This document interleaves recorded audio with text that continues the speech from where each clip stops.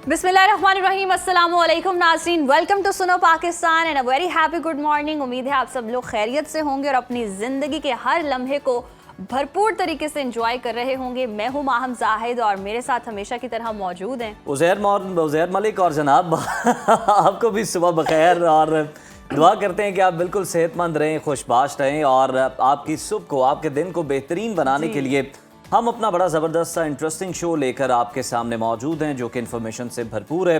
सियासत की ताज़ा तरीन डेवलपमेंट्स के हवाले से बात करेंगे, खेल के मैदान से खबरें होंगी, सेहत से मुतालिक टिप्स और सोशल इश्यूज, ये सब कुछ आपके लिए। बस 2 घंटे आपने हमारा साथ देना और प्रोग्राम को भरपूर एंजॉय करना है। बाकी आपकी मर्जी है, चाय के साथ करें, कॉफ़ी के साथ करें या सादा भी एंजॉय कर सकते हैं।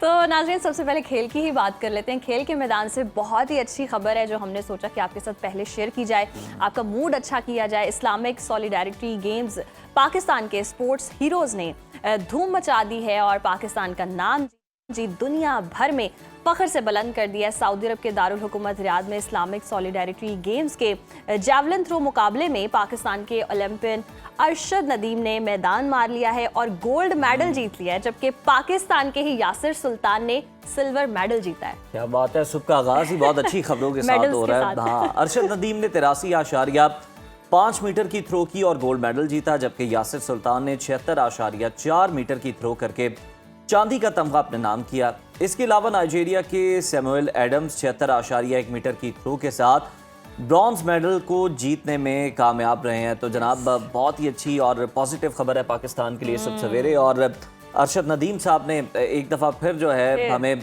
प्राउड फील करवाया है, पाकिस्तान का नाम उन्होंने फिर से रोशन किया। जी बिल्कुल, जहां हम क्रिकेट के हवाले से देख रहे थे ना कि अच्छी परफॉर्मेंस नहीं है, मूड अपसेट है, तो आज देख लें, आज मूड भी अच्छा हो गया होगा खेल के मैदान से। अच्छी खबर है। सियासत की बात कर लेते हैं, सियासत में क्या हो रहा है। मुल्क की सियासत में हम देख रहे हैं कि जी एक बार फिर से 27वीं तरमीम पर अभी अमल दरामद जारी है और इसके साथ साथ सियासी और अदालती महाज पर असरात भी आना शुरू हो गए हैं। आला अदलिया से जजेस के इस्तीफे भी आ रहे हैं। अभी तक इस तरमीम का शोर ही ख़त्म नहीं हुआ था और अभी से हम 28वीं तरमीम की भी गूंज सुन रहे हैं। वज़ीर आज़म के जो सियासी मुशीर राना सनाउल्लाह हैं वो कह रहे हैं कि जी जल्द 28वीं तरमीम आएगी जिसका NFC अवार्ड मरकज़ होगा। 28वीं तरमीम में नए सूबों के क़याम के हवाले से भी इतलात सामने आ रही हैं। वफाकी वज़ीर सेहत मुस्तफ़ा कमाल ने नए सूबे बनाने की तरमीम की हिमायत करते हुए पीपल्स पार्टी को सिंध में सूबा बनने से मुतालिक खबरदार किया है। उनका कहना है कि पीपल्स पार्टी ने बल्दियाती निज़ाम से मुतालिक बिल पर बात ना की तो 18वीं तरमीम भी ख़त्म होगी और सिंध में सूबा भी बनेगा। मुस्तफ़ा कमाल ने यह भी पेशगोई की है कि आने वाले महीनों में बल्दियाती निज़ाम से मुतालिक तरमीम भी आएगी और मंजूर भी हो जाएगी। और मुस्तफ़ा कमाल के बयानात पर रद्दअमल देते हुए सूबाई सीनियर वज़ीर शर्जील इनाम मेमन ने कहा है कि जी सिंध की तकसीम नामुमकिन है, दुनिया में ऐसी कोई ताकत नहीं जो सिंध को तकसीम करे। सिंध के वज़ीर इस्माइल राहू भी मैदान में आए और उन्होंने कहा कि MQM का नए सूबों का मुतालबा सिंध की वहदत पर हमला है और ऐसा मुतालबा किसी सूरत कबूल नहीं करेंगे। इसी तमाम तर सूरत हाल पर बात कर लेते हैं। पीपल्स पार्टी के सीनियर रहनुमा अब्दुल कादिर मंदोखेल साहब ने हमें ज्वाइन किया। Abdul Qadir Mandokhel sahab, good morning and welcome to Suno Pakistan. Sir, सबसे पहले तो मैं आपसे यही जानना चाहूँगा कि लास्ट टाइम आप हमारे साथ थे और आप बता रहे थे कि आप जब अपनी कैंपेन कर रहे थे आपको बता दिया गया था कि इस बार आपकी बारी नहीं है, मुस्तफ़ा कमाल जो है वो आपकी जगह पर आ रहे हैं। तो अब मुस्तफ़ा कमाल ही जो है वो बयानात दे रहे हैं और 28वीं तरमीम की बात कर रहे हैं और फिर आपके सामने ही है बाकी। तो अब क्या इस पे आप तबसरा करेंगे, क्या कमेंट करें? बिल्कुल, यकीनन सुबह खैर आप सबको, आपको देखने वालों को। मुस्तफ़ा कमाल साहब जहां 3800 वोट पे बड़ा जमान है और अभी तक वो हल्के की शक्ल देखा नहीं है। ये आते हैं तो बड़ी पुलिस और रेंजर्स की गाड़ियों में क्या आता है, जाके कोई आम आदमी तो उसके नज़दीक भी नहीं जा सकते। ठीक है, मेरे लिए तो बेहतर है क्योंकि हल्के के अवाम जो है ना वो समझते हैं कि असल अवामी नुमाइंदा कौन था, वो तो इनको पता चली गया है। लेकिन मुस्तफ़ा कमाल साहब को पिछले इलेक्शन में मैंने चौथे नंबर पे छोड़ा था उसको, तो गालबन वही गुस्सा अभी तक उसके जहन में है और सिंध की वहदत पे हमला करने के लिए वो हमेशा की तरह जो है ना वो एक मरतबा फिर जहां मरियम बीबी ने जाग पंजाबी जाग का नारा लगाया, इसी तरह वो जाग माजर जाग का एक मरतबा फिर नाकाम नारा लगा रहे, जबकि उनका मुहाजिरों से MQM से दूर दूर का वास्ता नहीं है। ये तंजीम अल्ताफ हुसैन की थी, अल्ताफ हुसैन की रही। ये तो PSP का टोला है जो जबरदस्ती ये बातें जो मैं कर रहा हूँ ये पूरे कराची की आवाम या सिंध की आवाम सुन रहे हैं, सबको पता है कि इनका इनके उनसे कोई ताल्लुक नहीं है। नंबर एक बात। दूसरी बात ये कि बल्दियाती इंतखाबात की जो बात करे और जिस करारदाद का वो हवाला दे रहे हैं, हैरत वाली बात ये है कि उन्होंने पंजाब असम्बली से करारदाद पास करा है बल्दियाती निज़ाम के हवाले से, लेकिन कोई ये नहीं पता कि ये वही पंजाब है, ये वही मुस्लिम लीग नून है जो पिछले 3 साल से उन्हें इलेक्शन नहीं कराया। और फिर अगर मैं ये कहूंगा कि आपको अगर पंजाब का बल्दियाती निज़ाम इतनी पसंद है जो मरियम बीबी ने इंट्रोड्यूस करा है, जहाँ कोई मेयर ही नहीं है, यानी लाहौर को 14 टुकड़ों में तकसीम करके उसका मेयर कोई नहीं है, बाकी बड़े शहरों में मेयर कोई नहीं है, तो आइए मुस्तफा कमाल साहब फिर कराची में और सिंध में भी इस तरह निज़ाम बना ले ताकि कोई मेयर न हो। आप जिस पार्टी का या जिस सूबे का हवाला देते हो उनका हशर तो आपके सामने है। और दूसरी बात मैं ये कहना चाह रहा हूँ कि ये धमकियां पीपल्स पार्टी की 74 MNA है और 26 सेनेटर है, क्या उनके बगैर कोई तरमीम पास हो सकती है? और तरमीम बिल्कुल पास होनी चाहिए जो अच्छी हो। आइन का आर्टिकल 239 ये कहता है कि तरमीम आनी चाहिए, लेकिन तरमीम किस सूरत में? जो पिछले बल्दियाती इलेक्शन में वहां तो आप डर के मारे हारने के खौफ से आपने इलेक्शन में हिस्सा नहीं लिया है। इस वक्त पूरे सिंध में एक काउंसलर, एक UC चेयरमैन MQM का या जो मुस्तफा कमाल का टोला है PSP, वो उनके एक भी नहीं है। तो आप अगर जो माजी में आप या आपके बाकी जो मेयर थे जो चीखते थे कि इख्तियारात नहीं है, इख्तियारात के तहत जमा इस्लामी का नियामतुल्लाह खान साहब ने बड़ी जबरदस्त परफॉर्मेंस की है, मौजूदा मेयर मुर्तजा वाब साहब बड़ी जबरदस्त परफॉर्मेंस कर रहे हैं, यहाँ तो कोई इख्तियारात को रोना नहीं है। लेकिन सवाल ये है कि जिस थाली में खाना है उसी में छेद करना है, ये उनके एक फितरत है और कुछ नहीं है। कादिर साहब बिल्कुल दुरुस्त फरमाया आपने कि जी तरमीम आनी चाहिए, लेकिन अभी तो 27वीं आईनी तरमीम का शोर खत्म नहीं हुआ था, मुकम्मल अमल दरामद उस पर नहीं हो सका, जजेस के इस्तीफे आना शुरू हो गए, अपोजिशन की जानिब से भी तहरीकें चलाई जा रही हैं, तो 28वीं आईनी तरमीम की बात शुरू हो गई है। तो इतनी उजलत में क्यों तरमीम ले आई जाती है कि अगली आने की अभी वक्त ही नहीं इतना लिया गया और 28वीं तरमीम की भी बात शुरू हो गई है? देखिए, हम आइन का आर्टिकल 239 इसी वजह से लगा है कि वक्त के साथ साथ जहाँ अभाव मौजूद हो, जहाँ कोई कंफ्यूजन हो, जहाँ उसकी मजीद तशरीह की जरूरत हो या कोई कानून आपने बदलना हो, तो उसमें आप कर सकते हैं अगर आपके पास 2/3 मेजॉरिटी हो। दूसरा सवाल आपने इंट्रो में भी कहा, आपने दोबारा रिपीट की, जजेस के इस्तीफे आ रहे, कौन से जजेस के आ रहे हैं?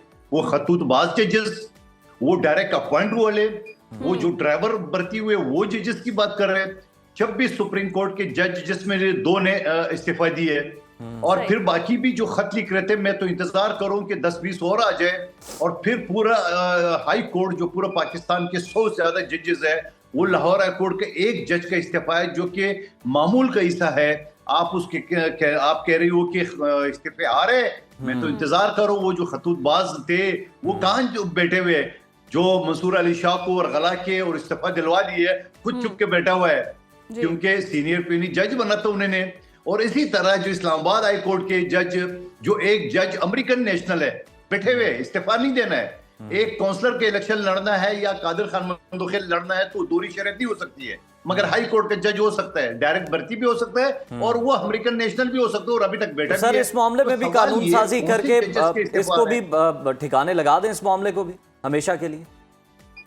मैं तो कहता हूँ अल्लाह करे, मैं तो बार बार कहता हूँ अगले को खुद ही उसका ज़मीर जागना चाहिए कि मैं अमेरिकन हाल याफ्ता हूँ, मैं पाकिस्तान की आइन के मुताबिक फैसले कैसे कर रहा हूँ, यहाँ फांसियाँ कैसे चढ़ा रहा हूँ, या लोगों की नौकरियाँ कैसे खत्म करूँ, या रोजाना शोकास क्यों याद कर रहा हूँ, वो तो खुद उसको चाहिए। लेकिन मैं तो बार बार ये कह रहा हूँ कि ये चीजें गलत है, इसको होना चाहिए। मैं आपको बताऊं, फैसल वाडा साहब को मैंने डिस्क्वालीफाई करा इसी दोहरी शरीयत पे। जी, हाई कोर्ट के जज जो फैसले करते मौत रोजनेगी का, उसके लिए कोई कानून नहीं है। अच्छा मंदोखेल साहब, चंद दिन पहले बिलावल भुट्टो जरदारी साहब ने 2 टोक अल्फाज में ये वाज़ेह किया था कि 18वीं तरमीम को किसी का बाप भी खत्म नहीं कर सकता।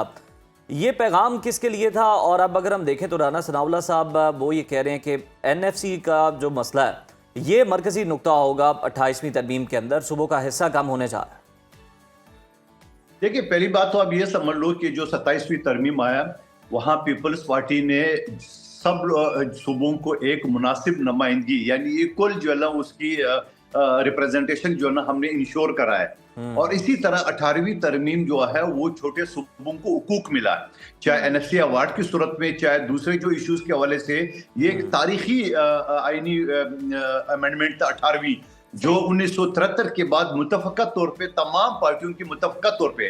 अब वो जो है क्यों उनके पीछे पड़े हुए, मिसाल के तौर पे मैं आपको हवाला दे रहा हूँ कि अस्पतालों से जहाँ ये मुखबर खास वज़ीर सेहत बना हुआ है, आप मुझे बता दो कि जना अस्पताल और NICH जो बच्चों का अस्पताल कराची में या सिंध हुकूमत चला रही थी, बाद में किसी ने केस किया तो वो केस सिंध हुकूमत हार गई है और वफाकी हुकूमत जीत गई कि अस्पताल वफाकी हुकूमत का।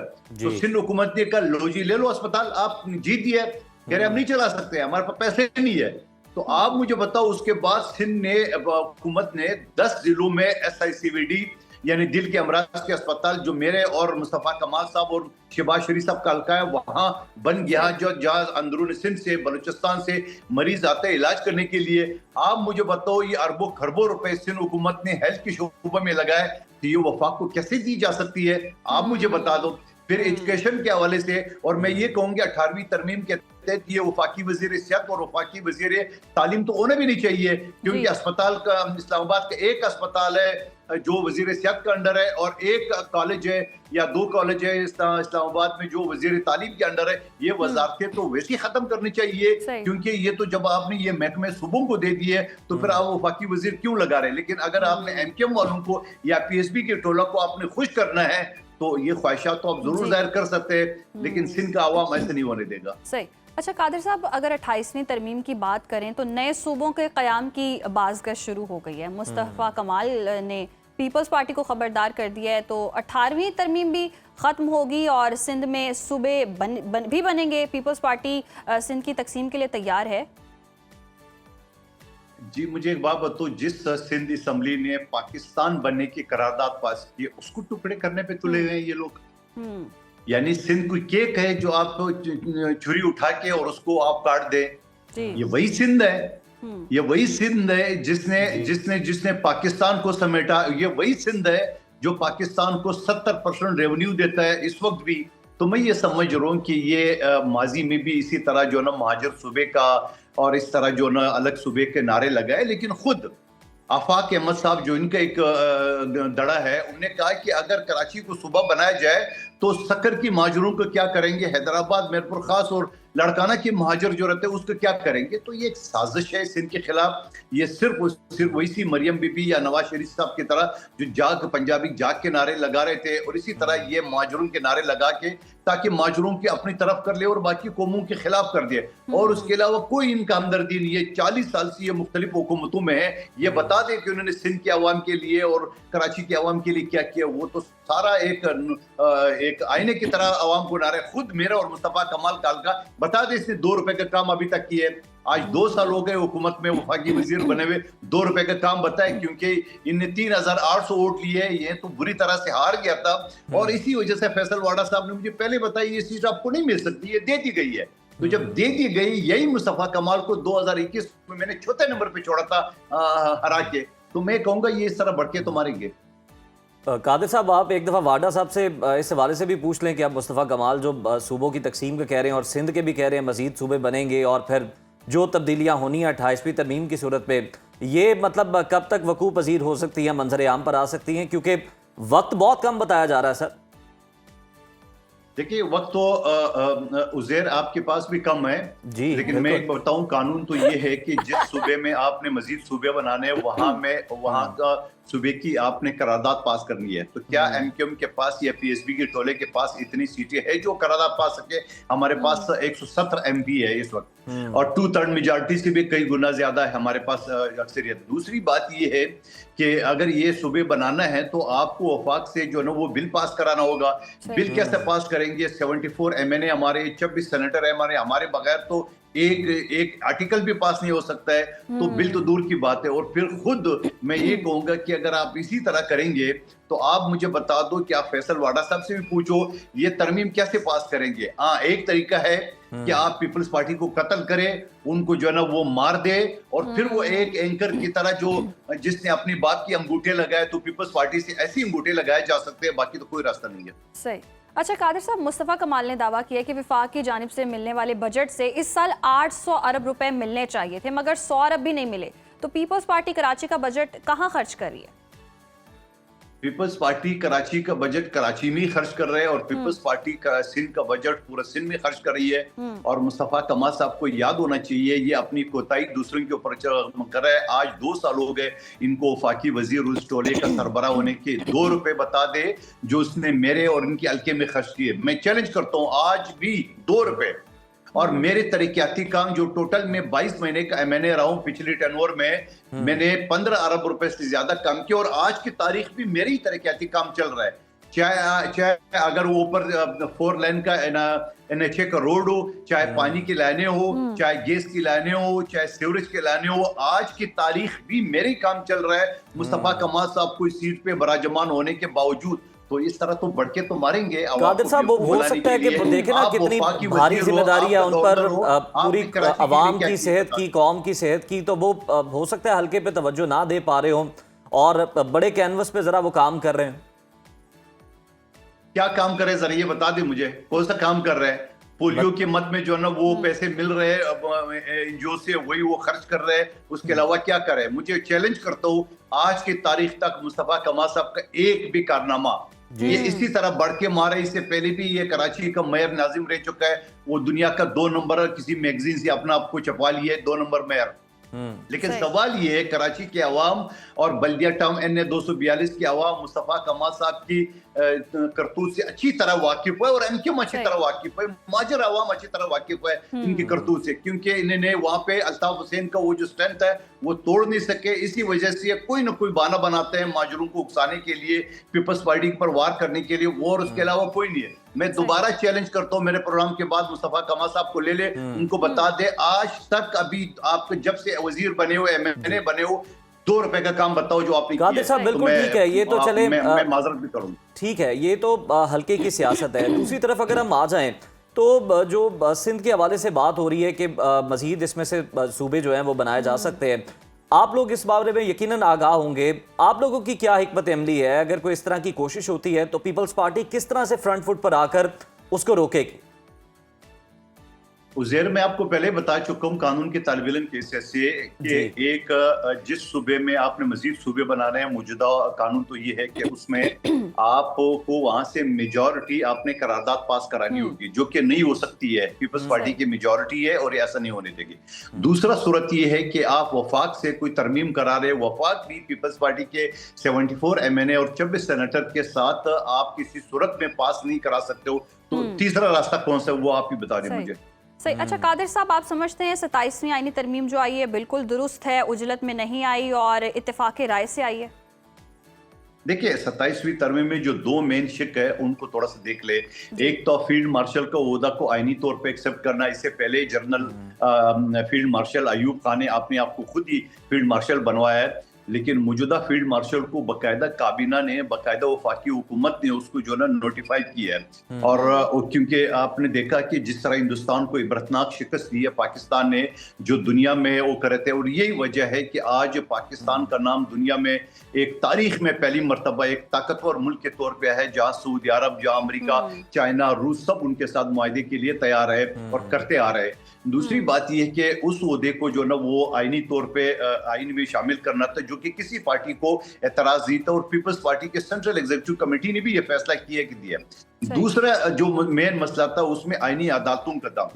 आज से 20 साल पहले नवाज शरीफ साहब और बीबी शहीद के दरमियान जो मुआहदा हुआ था मिसाक की जमहूरियत, जहां इमरान खान साहब और मौलाना फजल रहमान साहब ने भी उसमें हामी भरी थी, वह आईनी अदालतों की बात है। तो हमने तो आज से 20 साल पहले बीबी शहीद की आईनी अदालतों का ख्वाब पूरा किया है, और आईनी अदालतों में आसिफ अली जरदारी साहब, बिलावल भुट्टो साहब ने इस शर्त के साथ उसकी मंजूर की आईनी अदालतों के साथ साथ कि चारों सूबों की नुमाइंदगी मसावी होगी, बराबर होगी। तो ये एक बड़ी कामयाबी है, और जो पीपल्स पार्टी ने बड़ी यकीनन कादिर साहब बड़ी कामयाबी तो होगी। इसके बावजूद बिलावल भुट्टो की जानिब से कहा गया कि ये जो तरमीम की गई है ये कसरत राय तो जरूर है लेकिन इत्तेफाक राय नहीं है। देखिए इत्तेफाक राय तो पाकिस्तान के, दुनिया के किसी मुल्क में इत्तेफाक राय होता ही नहीं है। हर मुल्क में, हर असम्बली में एक अपोजिशन होता है, यानी 100 अगर MNA हो तो 100 MNA में एक मुखालफत करे वो भी होता है, और एक मुखालफत कौन हो सकता है वो भी आपको पता है। अब आप पीटीआई वालों को बोल दे, मैं उसी दिन देख रहा था जब ये आईनी तरमीम पास हो रही थी और उसके अंदर जो है ना वो मुखालफत कर रहे थे। मुखालफत क्या, बाइकाट की है, मौलाना फजल अहमद साहब ने 4 वोटों के साथ मुखालफत की है। तो ये तो एक जमहूरी हुस्न है, मैं तो उसको अच्छी करता हूँ कि आप एक मुतफ़क़ा तौर तो ये है कि पूरा का पूरा 336 असेंबली उसको अप्रूव कर ले। ऐसा तो हो नहीं सकता है, कोई ना कोई मुखालिफ तो होगा, कोई ना कोई तो ये कहेगा। और पीटीआई का तो एक ही सोच है, उन्हें पाकिस्तान से कोई लेना देना नहीं है। उनकी वज़ीर आला खुल्लम खुला कहता है खान को रिहा करो, और इनके एमएनए कह चुके हैं खान है तो पाकिस्तान है। अब ऐसे लोगों से आप क्या हिमायत लेंगे? अच्छा कादिर साहब, अब आपके वो सवाल की तरफ वापस आते हैं। आप कह रहे थे कि हमारी इतनी स्ट्रेंथ है सेनेट के अंदर, पार्लियामेंट के अंदर, तो बड़ा मुश्किल है अगर हम इनकार कर दें तो फिर कोई भी कानून साजी नहीं हो सकती, तरमीम नहीं हो सकती। तो सर माजरत के साथ अगर हम थोड़ा सा माजी में देखें, फ्लोर क्रॉसिंग भी होती रही है पार्टी पॉलिसी के अगेंस्ट जाके। अभी सैफुल्लाह अब्रो का मामला देख लें, एक और भी सेनेटर साहब थे। तो सर ये मिसालें भी तो हमारे साथ मौजूद हैं। क्या इनका रास्ता मुकम्मल तौर पर रुक गया है, जो आप इतने यकीन के साथ कह सकते हैं? बिल्कुल, मैं पीपल्स पार्टी की हद तक तो यकीन से कहता हूं कि पीपल्स पार्टी के एक जाला जो है ना वो ग्रास रूट लेवल का आया हुआ है। वो तो कभी भी लोटा नहीं बनेगा, ना इस तरह सोच सकेगा। हाँ, पीटीआई के लोग जा सकते हैं क्योंकि शौकत यूसुफजई जो उनके वजीर इत्तलात है साबिक, वो मेरे साथ एक शो में कह चुका है कि मुझसे डिप्टी कमिश्नर ने हल्फनामा मांगा ताकि आपको रिजल्ट दूं, और हमारे 30-40 लोगों ने हल्फनामे साइन किए। ये ऑन रिकॉर्ड आपको बात बता रहा हूँ। शौकत यूसुफजई साहब जो पुख्तनख्वा के साबिक वजीर इत्तलात है, तो हो सकता है पीटीआई के लोगों को वो ले लें, तो मैं नहीं कह सकता, लेकिन पीपल्स पार्टी से ये उम्मीद ना रखो, ना ऐसा हो सकता है। सही, पीपल्स पार्टी से ना ये उम्मीद रखी जाए, ना ऐसा होगा। बहुत शुक्रिया अब्दुल कादिर मंदोखिल साहब आपके वक्त का। और जी 28वीं तरमीम की भी अब बातें शुरू हो चुकी हैं। अभी तक हम 27वीं तरमीम देख रहे थे, उसके नकात चीदा सामने आ रहे थे और उस पर अभी मुकम्मल तौर पर अमल दरामद नहीं हुआ था। और अब 28वीं तरमीम की बात हो रही है, नए सूबों के क़याम की बात हो रही है। जो लगता है कि जो तरमीम के अंदर अनफिनिश्ड एजेंडा रह जाता है, वो अगली तरमीम के अंदर जो है ना उसको मुकम्मल किया जाता है। जैसे 26वीं के अंदर आप देख लें कि मतलब आईनी अदालतों की बात थी लेकिन वो नहीं हुआ, आईनी बेंच से काम चलाया गया, लेकिन 27वीं में ये काम मुकम्मल हो चुका है। आईनी अदालत बन चुकी है, अपना काम भी करना शुरू कर दिया, केसेस भी मुंतकिल हो गए। 28वीं तरमीम जो है वो सूबों के हवाले से बड़ी अहम करार दी जा रही है कि जनाब वफाक जो है उसको मजबूत किया जाएगा, क्योंकि वफाक ने बहुत सारे मामला चलाने होते हैं। तो मामला ये कि सूबे ज़्यादा मजबूत हो गए हैं माली एतबार से, और वफाक के पास जो पैसे हैं वो कम है। तो वफाक जो है मजबूत हो जाएगा, को बल्दियाती निज़ाम है वो भी चेंज होगा। बाकी की जो तब्दीलियां वो तो फिर वक्त के साथ साथ ही सामने पहले भी कहा था ना, 27वीं के बाद 28वीं के बाद फिर 29वीं भी उजलत में ऐसी तरमीम लाई जाती है और फिर कोई ना परेशान ना हो, गिनती भी तो यूं ही चलती है ना। मतलब आगे आगे चलते, ये है कि हम बढ़ रहे हैं, आगे बढ़ रहे हैं। इस आगे बढ़ते हुए चले ब्रेक भी ले लेते हैं, देखते रहिए सुनो पाकिस्तान। वेलकम बैक नाज़रीन। प्रोग्राम में अब कुछ बात करेंगे सेहत के हवाले से। तो पाकिस्तान समेत दुनिया भर में एंटीबायोटिक अद्वियात से मुतालिक आगाही का आलमी हफ्ता मनाया जा रहा है। हर साल 18 नवंबर से 24 नवंबर तक ये हफ्ता मनाया जाता है, जिसका मकसद ये है कि लोगों को समझाया जा सके कि एंटीबायोटिक का बेजा, मुसलसल और गलत इस्तेमाल न सिर्फ दवाओं का असर कम कर रहा है, बल्कि आम से इन्फेक्शन को भी ख़तरनाक बीमारी में बदल सकता है, जो मौत का सबब बन सकती हैं। और इस साल इस हफ्ते का मौजू ये है कि अभी कदम बढ़ाएं, अपने हाल की हिफाजत करें, अपने मुस्तकबिल को महफूज बनाएं। यानी आज समझदारी दिखाएंगे तो कल हमारी और हमारी जो आने वाली नस्लों की सेहत है वो ज़्यादा महफूज होगी। माहिरीन के मुताबिक हर साल तकरीबन 7 लाख के करीब अफराद एंटीबायोटिक के खिलाफ मुदाफ़ित पैदा हो जाने की वजह से मौत के मुंह में चले जाते हैं। एंटीबायोटिक के खिलाफ मुदाफ़ित पैदा होने के बायस साल 2030 तक 30 करोड़ अफराद मौत का शिकार हो सकते हैं, जो कि बहुत बड़ी तादाद है। और आलमी इदारा सेहत के मुताबिक पाकिस्तान में 70 से 80% एंटीबायोटिक्स अद्वियात का इस्तेमाल गलत तरीके से हो रहा है, जिसका एक वाज़े सबूत टाइफाइड की एंटीबायोटिक्स अद्वियात के खिलाफ पैदा होने वाली मुदाफ़ित है। चंद साल कबल तक जिन अद्वियात से टाइफाइड का इलाज मुमकिन था वो अब कारामद ही नहीं रही है। और आखिर एंटीबायोटिक रेजिस्टेंस क्या है, ये हमारे लिए क्यों खतरा बन रही है और इस मसले से कैसे बचा जा सकता है, इसी पर बात आज हमारे साथ स्टूडियोज में मौजूद हैं फातिमा मेमोरियल अस्पताल की associate professor of medicine doctor Arjinda Fatima साहिबा। बहुत शुक्रिया आपके वक्त का। सबसे पहले तो वेलकम टू सुनो पाकिस्तान। और कहिएगा कि आमतौर पर कौन सी बीमारी में हमें रिक्वायर होती है कि एंटीबायोटिक्स खाएं, क्योंकि हम देखते हैं बेजा इस्तेमाल हो रहा है, ज़रा सी कोई भी सर में दर्द है या कोई भी बुखार है तो एंटीबायोटिक्स शुरू कर देते हैं। तो कब रिक्वायर होती है? जी अस्सलाम वालेकुम। सबसे पहले तो शुक्रिया आप लोगों ने मुझे यहाँ मदऊ किया, और ये एक इतना अहम मौजू है जिस पर पहले कभी बात नहीं हुई मेरा ख्याल से। ये बहुत इम्पोर्टेंट टॉपिक है, स्पेशली पाकिस्तान में जहाँ ज़रा सा खांसी ज़ुकाम और छींक आई और एंटीबायोटिक शुरू कर दी। बाज़ औक़ात डॉक्टर के मशवरे के बगैर लोग एंटीबायोटिक शुरू कर लेते हैं, ये सोचते हुए कि मेरे हमसाए को जब गला ख़राब हुआ था तो उसको ये दवाई दी गई थी, मैं भी यही खा लूँ। मेरे बच्चे को पिछले साल डॉक्टर ने ये दवाई दी थी तो अब वही सिम्टम्स है, मुझे दोबारा ले लेनी चाहिए। इस तरह सेल्फ मेडिकेशन की वजह से ये एंटीबायोटिक रेजिस्टेंस बढ़ रही है। बहुत सारी एंटीबायोटिक्स का इस्तेमाल गैर ज़रूरी हो रहा है। 80% से ज़्यादा इन्फेक्शंस वायरल होती हैं, जिसमें एंटीबायोटिक यानी एंटीबैक्टीरियल काम नहीं करती। ओके। वायरल इन्फेक्शंस के लिए वो सेल्फ लिमिटिंग होती हैं, वो 5 से 7 दिन में खुद इन्फेक्शन ठीक हो जाती है। हमने सिर्फ उसमें सपोर्टिव केयर देनी होती है, जैसे घर में जो शांदा है या हॉट फ्लूइड्स हैं, या आप हेल्दी डाइट हेल्दी लाइफस्टाइल रखें। प्रिवेंशन ज़रूरी है, एंटीबायोटिक इतनी ज़रूरी नहीं है। गैर ज़रूरी एंटीबायोटिक के इस्तेमाल की वजह से बैक्टीरिया रेजिस्टेंस डेवलप करते जा रहे हैं, यानी एक बैक्टीरिया जो पहले एक एंटीबायोटिक से मर सकता था अब वो उसके खिलाफ रेजिस्टेंट हो गया है, और हमें नेक्स्ट टाइम उससे स्ट्रॉन्गर एंटीबायोटिक यूज़ करनी डॉक्टर पड़ती साहब, है। एंटीबायोटिक रेजिस्टेंस बढ़ने की सबसे बड़ी बुनियादी वजूहत क्या है, और जब ये रेजिस्टेंस ख़त्म हो जाएगी, मुदाफ़त ख़त्म हो जाएगी, तो फिर क्या हम स्टीरॉयड्स की तरफ जाना पड़ेगा? क्या करते हैं फिर? हमारा फ्यूचर बहुत ख़तरनाक नज़र आ रहा है। जैसे आपने बताया 2030 WHO ने मार्क किया है कि वो ईयर है जब एंटीबायोटिक्स शायद काम करना बिल्कुल छोड़ देंगी, और उस वक्त लोगों की जान बचाने के लिए हमारे पास क्या होगा, हम एंटीबायोटिक की जगह क्या इस्तेमाल करेंगे। एंटीबायोटिक रेजिस्टेंस डेवलप होने की 2 बड़ी वजूहत हैं। एक सेल्फ मेडिकेशन, यानी लोग खुद इलाज करते हैं, अपना इलाज खुद ही तजवीज़ कर लेते हैं, खुद अपनी मर्ज़ी से केमिस्ट से जाके कभी अमॉक्सिल ले ली, कभी सेफ्स्पैन ले ली, कभी एजोमैक्स ले ली, फिर 2 दिन खाई और छोड़ दी। ये जो कोर्स मुकम्मल नहीं होता उसकी वजह से रेजिस्टेंस ज़्यादा डेवलप होती है। दूसरा रीज़न इसमें कुछ कसूर हम डॉक्टर्स का भी है, डॉक्टर्स एंड क्वैक्स, जो हर गली गली में डॉक्टर बैठे हुए हैं, वो शायद उनके पास मुस्तनद डिग्रीज भी नहीं है, वो एंटीबायोटिक अब अच्छा, वो उनकी कोई अपनी सिरप होते हैं, सिरप भी होते हैं, कोई नामो निशान है, अपनी गोलियां होती हैं। आप हैरान होंगे कि छोटी सी इन्फेक्शन के लिए इंजेक्टेबल एंटीबायोटिक इस्तेमाल किए जा रहे हैं। हमारे पास हॉस्पिटल में ड्रिप्स उनकी कमाई का बड़ा जरिया जी, कमाई का जरिया है। और हमारे पास हॉस्पिटल में टाइफॉइड फीवर के साथ, जैसे अभी आपने जिक्र किया, टाइफॉइड के केसेस आते हैं जो कहीं से अपने गली मोहल्लों से इंजेक्टेबल एंटीबायोटिक्स 2-2, 3-3 दिन लगवा के आए होते हैं, और अब रेजिस्टेंस डेवलप हो चुकी होती है। हमारे पास अब कोई ऑप्शन नहीं रहती, फिर हमें highest and most strongest antibiotic की तरफ जाना पड़ता है, जिस पे खर्चा भी बहुत ज़्यादा होता है, और मरीज़ का हॉस्पिटल स्टे भी बढ़ जाता है, ज़्यादा दिन हॉस्पिटल में स्टे करना पड़ता है। एक सिंपल सी इन्फेक्शन को हमारी अपनी कोताही की वजह से हमने मल्टी ड्रग रेजिस्टेंट टाइफॉइड बना दिया है। मल्टी ड्रग रेजिस्टेंट पाकिस्तान में सबसे पहले यहाँ आइडेंटिफाई हुआ, कराची में, और पाकिस्तान का ही मसला है, इस रीजन का मसला है। उसकी वजह ये है कि हमारे यहाँ एंटीबायोटिक कंट्रोल का कोई इदारा नहीं है। केमिस्ट के पास जाते हैं, जो दवाई मांगता है दे दी जाती है। ओवर द काउंटर एंटीबायोटिक्स किसी भी मुल्क में ओवर द काउंटर दस्तयाब नहीं होती हैं। आप वेस्ट में चले जाएं, डेवलप्ड कंट्रीज़ में चले जाएं, वहाँ रूल्स एंड रेगुलेशन है।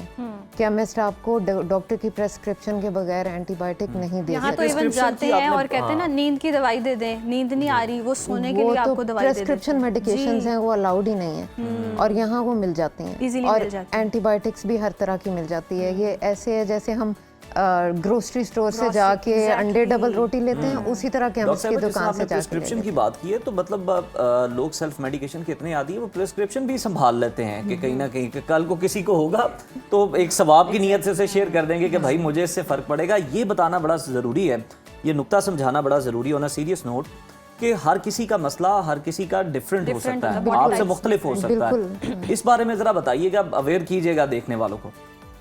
इसमें ये तो हमारी हुकूमत का भी इसमें काम है कि स्ट्रिक्ट रेगुलेशंस करें, फार्मासिस्ट्स को बैन किया जाए कि वो किसी के प्रेस्क्रिप्शन पे मेडिसिन इस तरह ना दें, पेशेंट का नाम उसका आइडेंटिटी नंबर और डेट के मुताबिक चेक करें कि ये उसी की प्रेस्क्रिप्शन मेडिकेशन है और सिर्फ उतनी डोजेस दी जाएं जितनी डॉक्टर ने लिखी हुई हैं। एक अभी आपने टाइफॉइड का जिक्र किया है, उससे ज़्यादा बड़ी प्रॉब्लम पाकिस्तान के लिए ट्यूबरकुलोसिस है। अच्छा। टीबी भी अब बाकी सारी दुनिया से इरेडिकेट हो चुकी है, पाकिस्तान, इंडिया और कुछ ममालिक में रह गई है। हमारे पास ट्यूबरकुलोसिस भी मल्टी ड्रग रेजिस्टेंट है। मल्टी ड्रग रेजिस्टेंट से भी नेक्स्ट लेवल अब आ चुकी है XDR, एक्सट्रीमली ड्रग रेजिस्टेंट, जो टीबी की दवाई सस्ते दामों मिल जाती थी और आराम से टीबी को 6 महीने में क्योर कर देती थी। अब उसके टीबी का बैक्टीरिया उससे रेजिस्टेंट हो गया है।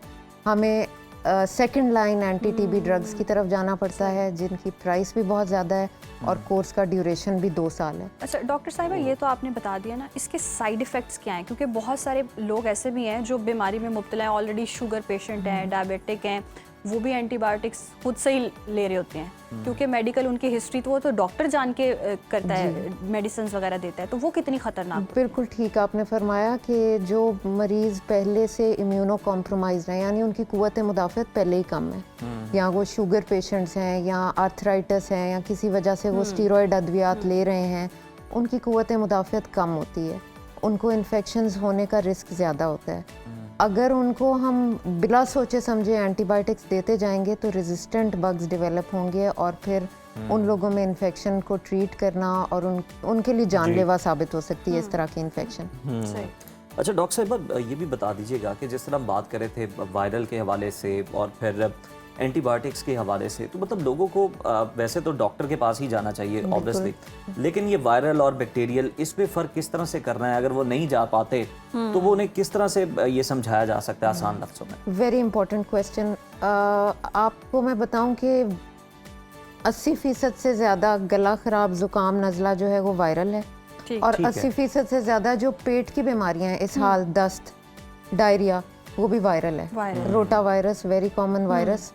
तो हम उसके लिए एंटीबायोटिक इस्तेमाल करना शुरू कर देते हैं, जो कि गलत तरीका है।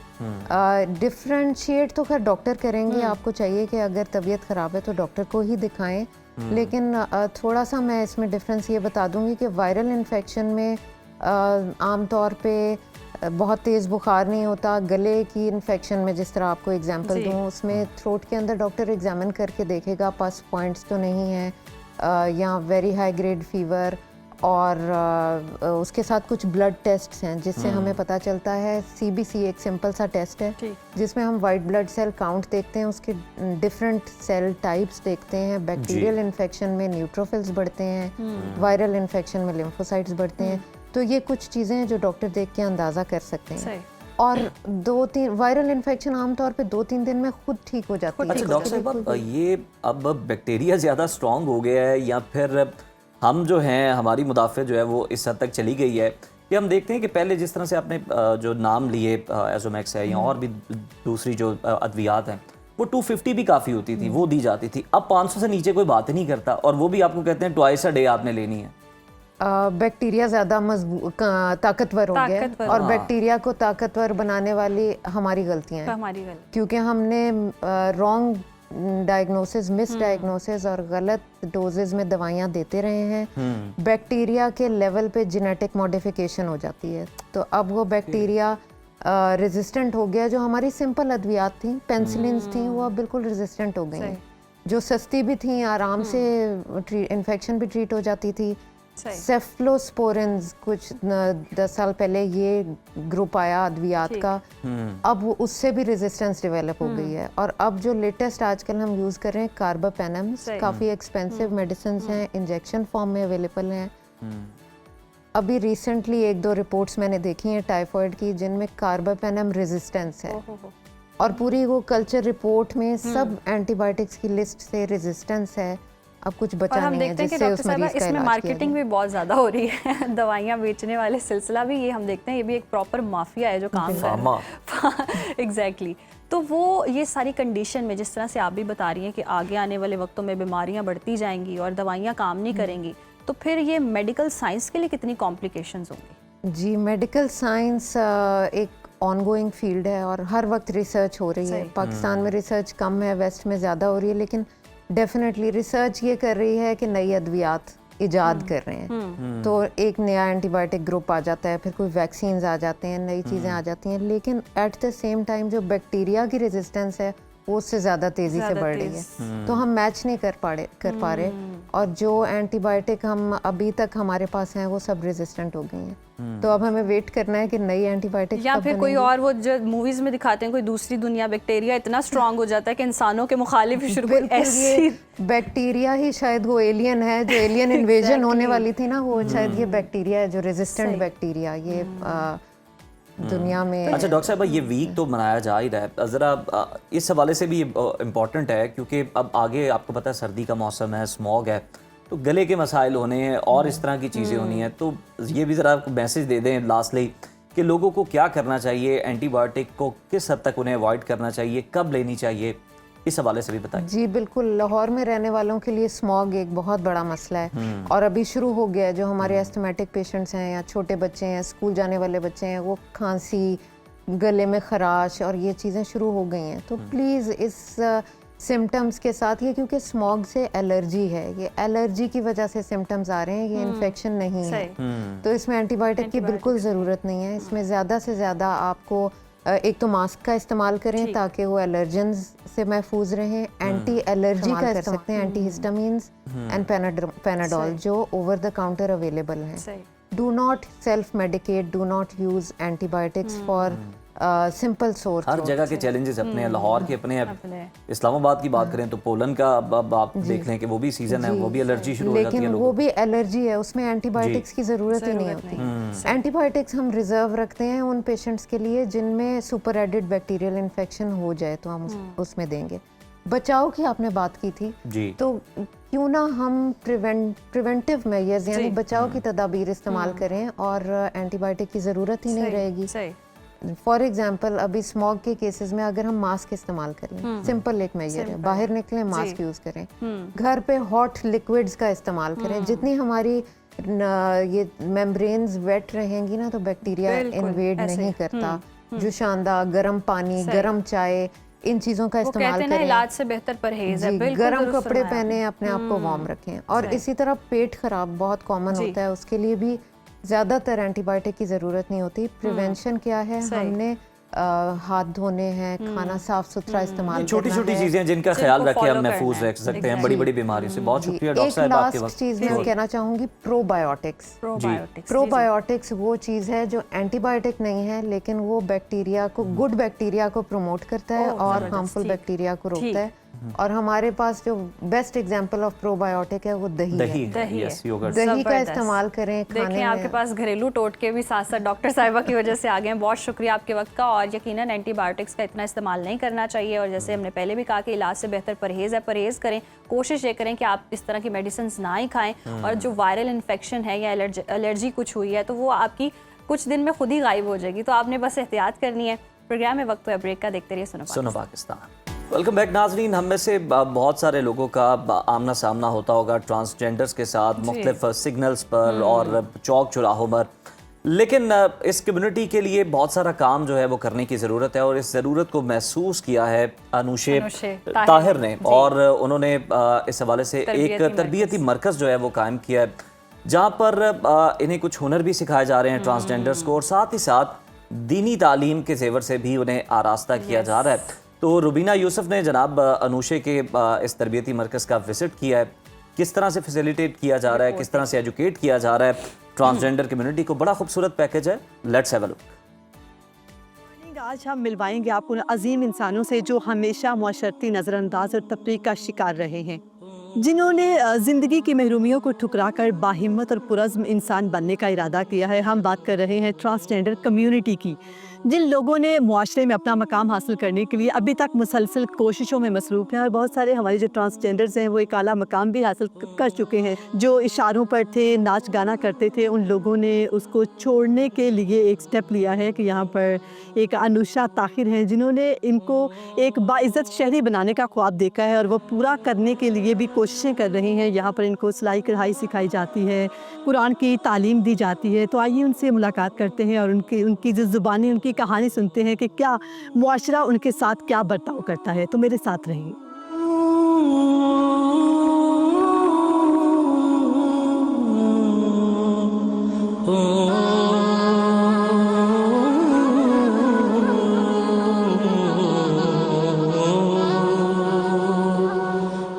अल्हम्दुलिल्लाह रब्बिल आलमीन अर्रहमानिर रहीम मालिकी यौमिद्दीन इय्याका नअबुदु व इय्याका नस्तईन नअबुदु व इय्याका नस्तईन इहदिनस सिरातल मुस्तकीम।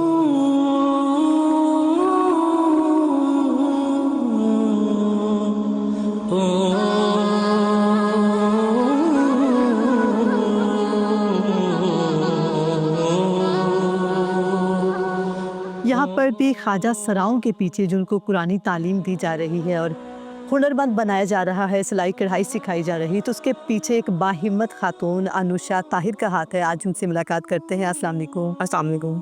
कैसी हैं आप? अल्हम्दुलिल्लाह ठीक। इतना ज़बरदस्त काम कर रही हैं, आपने तो जन्नत खरीद ली समझो। हाँ थैंक यू।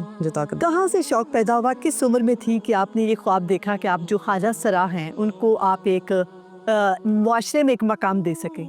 मुझे शुरू से शौक़ था ख्वाजा सराओं के लिए कुछ करने के लिए। इसमें मेरा ये बिलीव है कि जैसे जो है ख्वाजा सरा एक और मतलब बच्चा एक माँ ही पैदा करती है, तो माँ को औरतों को पता होना चाहिए हमारे घर ऐसे एक बच्चा पैदा हो जाए, तो जब तक माँ और बाप एक्सेप्ट नहीं करेंगे तो माशरा भी उसको एक्सेप्ट नहीं करेगा। तो सेम ऐसे मैं भी औरत ज़्यादा था, मुझे भी इस चीज़ का था कि जब मेरे घर ऐसा बच्चा हो जाए तो कैसे उस चीज़ को मैं माशरे में लेकर आऊँ और किस तरह उस चीज़ को अडॉप्ट हम करें। तो मैंने बहुत से जगहों पर देखा कि लोग ख्वाजा सराओं से नफरत करते थे। देखा जाए तो ख्वाजा सरा भी ऑर्फन्स होते हैं, ये भी डिसेबल होते हैं। लोग बहुत से ऑर्फन्स के साथ काम करते हैं, डिसेबल पीपल के साथ काम करते हैं। ख्वाजा सरा कम्युनिटी के साथ कोई भी काम नहीं करता। तो मुझे शुरू से एक शौक़ था, मुझे आज भी नहीं पता कि शायद अल्लाह ताला ने मेरे हाथ में या मेरे दिल में खुद इनके लिए प्यार पैदा किया कि मैं इनके लिए खुद कुछ करूँ।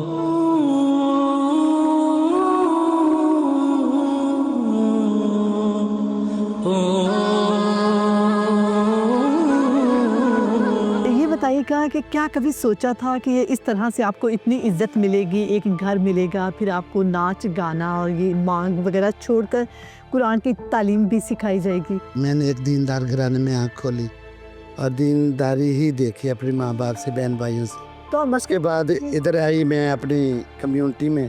इधर नाच गाना था, रंगीनियाँ थी, बस ये शौकीनियाँ थी। अब मैं एजेड हुई, मैंने सोचा मेरे जेरे साया जो लोग रहते थे ना, मेरे चेले जो, उनमें से ना एक से मैंने पूछा था वो गुस्ल के फ़र्ज़ के बारे में, लेकिन उसको पता नहीं था। तो मैंने सोचा कि अल्लाह पाक क्या मैं तो देनदार हूँ इनके लिए।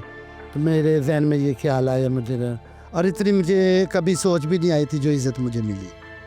अच्छा, लाहौर वालों से। ज़बरदस्त। शमाल में मुझे ये बताइएगा, जब आप पैदा हुई तो आप कभी मस्जिद जाती थी, कभी कोई क्रिटिसिज्म का सामना करना पड़ा?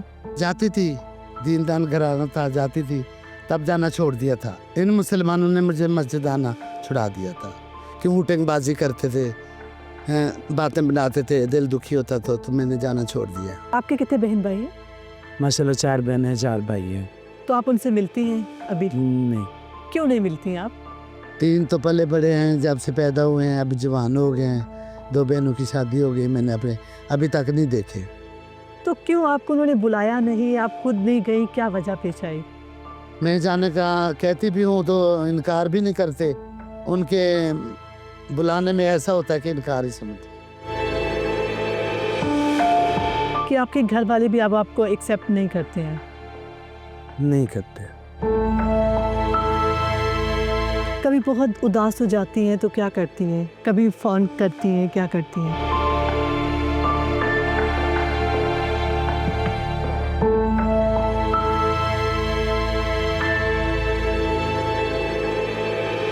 बहुत तलख हकीकत है कि जब हमारे घर वाले हम मतलब एक्सेप्ट नहीं करते, फिर हम मुआशरे से क्या ही एक्सपेक्टेशंस कर सकते हैं। शमा जी, आई एम सो सॉरी, मैंने आपको ऐसे दुखी कर दिया।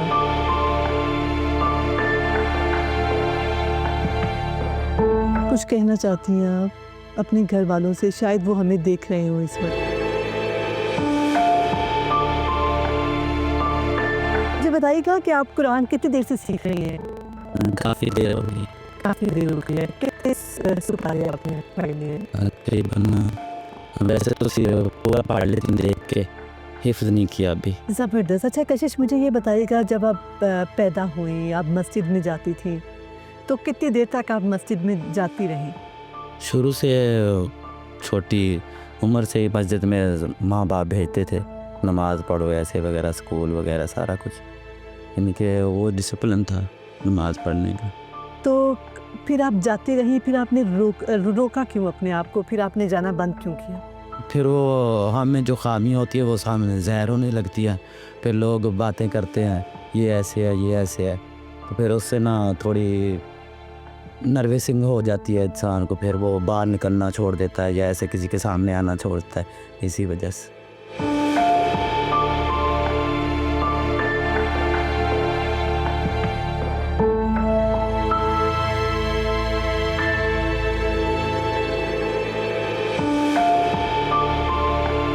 किस उम्र में थी कि जब आपको लगा कि आप मैं 9 साल की थी ठीक है। जब मुझे ख्वाजा सरा ले गए थे, तो उनके पास ही ज़िंदगी गुजारी। फिर जब जवान हो गई थी तब आई थी अपने मैके। जो आपके घर वाले हैं उन्होंने आपको उनके हाथों किया था या खुद गई थी? नहीं, मुझे वो खुद ही ले गए थे। किस तरह ले गए? आए ना ख्वाजा सरा हमारे गांव में उधर बधाई लेने के लिए, तो उन्हें पता चला कि ये हमारी चीज़ है, तो वो मुझे लेके चले गए थे। मेरे माँ बाप से चोरी लेके चले गए। तो आप रोती नहीं थी? आपको कहाँ लेके जा रहे हैं? काफ़ी हालात ख़राब हुई थी वहाँ पे, काफ़ी अर्सा गुजारा उनके साथ, तो याद आती थी माँ बाप की। तो जब भी याद आती थी रो के चुप कर जाते थे। साथ में जो दोस्त वगैरह सहेलियाँ होती थी वो चुप कराती थी। जब मैं पैदा हुई थी तो जब लोग हमारे घर में आते अम्मी अब्बू के पास से पूछते थे ये लड़की है ये लड़का है, तो घर पे तो कहते थे ये लड़का है। ठीक है, तब थोड़े से बड़े हुए, स्कूल में जाने लगे, मस्जिद में जाने थे, तो लोग तरह तरह की बातें करते थे हमें, चले जनानियाँ चले खुश रहे, तो खुश रहे तो जनाना है। ये हमारी फीड ऐसी है, ठीक है ना। हम लोग पर जाते हैं ना तो लोग हमें अच्छा नहीं समझते, क्योंकि ये कहते होते हैं ये ख्वाजा सरा है, इससे बाहर निकालो, ये मुड़ते हैं, ये फलान है, ये ठीक है, हमारा मजाक उड़ाते थे। बहन भाई कभी मिलने का दिल करे, कभी फ़ोन पे बात करने को दिल करे तो क्या करती हैं आप? जी दिल करे तो उनसे बात कर लेते हैं, नहीं तो नहीं। हाँ, बहनें हैं जो साथ देती हैं, भाई नहीं साथ देते। बिल्कुल भाई आपको भाई कसम खाते हैं? हाँ बिल्कुल, खानदान वाले भी? हाँ जी। तो क्या कहते हैं जब आप उनसे कहती हैं कि आपका मिलने को दिल कर रहा है? वो आगे से कहते हैं हमारे घर में ना हमारे रिश्तेदार जो है ना वो बातें करते हैं, ठीक है, तो आप लिहाजा आप उधर ही रहें जिधर हैं। हंसते मुस्कुराते चेहरों के पीछे बहुत गम छुपे हैं। जैसे कि ये लोग हमें फंक्शंस पर दिखाई देते हैं और उसके बाद कोई बच्चा पैदा होता है तो खुशी में ये लोग खुशी बांटने के लिए हमारे पास आते हैं, और इवन इनके घर वाले एक्सेप्ट नहीं करते। कोई जैसे ये लोग 8 साल के होते हैं, 7-8 साल के, तो इनके बहन भाई इनको साथ ले चलना पसंद नहीं करते। वो कहते हैं कि आप एक अलग महलूक हैं, और हमारे मुआशरे के लोग क्या ही करेंगे जब आपके घर वाले ही नहीं एक्सेप्ट नहीं करेंगे। तो मुझे लगता है कि हमें बहुत ज़्यादा अल्लाह ताला से खौफ करना चाहिए, हमें डरना चाहिए कि अल्लाह ना करे कि हमारे घरों पर भी ऐसा कुछ हो सकता है। बाकी उम्मीद है कि आपको ये आज का सेगमेंट बहुत पसंद आया होगा। ऐसे ही सेगमेंट्स देखने के लिए देखते रहिए सुनो पाकिस्तान।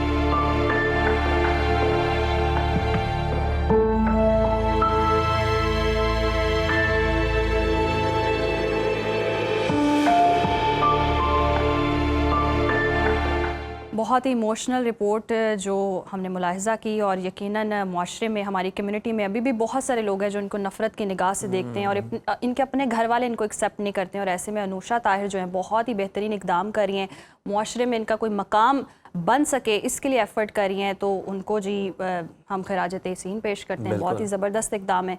प्रोग्राम में वक्त हुआ है ब्रेक का, ब्रेक के बाद हाजिर होंगे। देखते रहिए सुनो पाकिस्तान।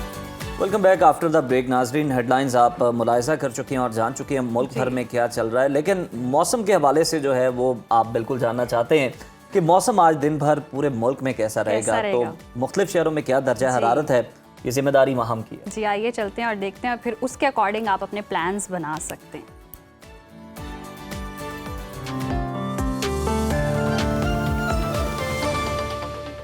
नाज़रीन, मुल्क के बेशतर इलाकों में मौसम सर्द और खुश्क रहेगा। महकमा मौसमियात के मुताबिक पंजाब और खैबर पख्तूनख्वा के मैदानी इलाकों में स्मोग और फॉग का राज बरकरार रहेगा। मुख्तलिफ शहरों में मौसम की क्या सूरत हाल है, आइए जानते हैं। और हमेशा की तरह सबसे पहले बात करेंगे बुलंदो बाला पहाड़ों की सरजमीन गिलगित बल्तिस्तान की, जहाँ बेशतर इलाकों में मौसम खुश्क रहेगा। गिलगित के दर्जा हरारत की अगर हम बात करें तो यहाँ पर ज़्यादा से ज़्यादा दर्जा हरारत 14 और कम से कम 2 डिग्री रहने का इम्कान है। स्कर्दू का रुख करें तो स्कर्दू में ज़्यादा से ज़्यादा टेम्परेचर हम देख रहे हैं 8 और कम से कम -4 डिग्री रहने की तवक्को है।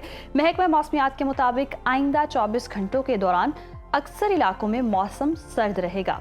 और अब आपके साथ शेयर करेंगे जन्नत नज़ीर वादी आज़ाद कश्मीर का मौसम, जहां अक्सर इलाकों में मौसम साफ रहेगा।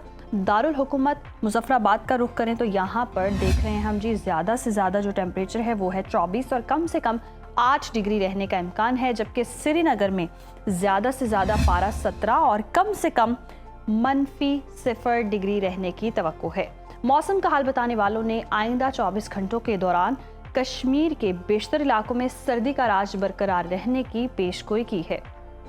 और अब बात कर लेते हैं मेहमान नवाजों की धरती खैबर पख्तूनख्वा के मौसम की, जहां पर ज़्यादातर इलाके सर्दी की लपेट में रहेंगे। सूबाई दारुल हुकूमत पेशावर की बात करें तो यहाँ पर ज़्यादा से ज़्यादा दर्जा हरारत 26 और कम से कम 10 डिग्री रहने का इम्कान है, जबकि सवात में ज़्यादा से ज़्यादा टेम्परेचर 15 और कम से कम 1 डिग्री रहने की तवक्को है।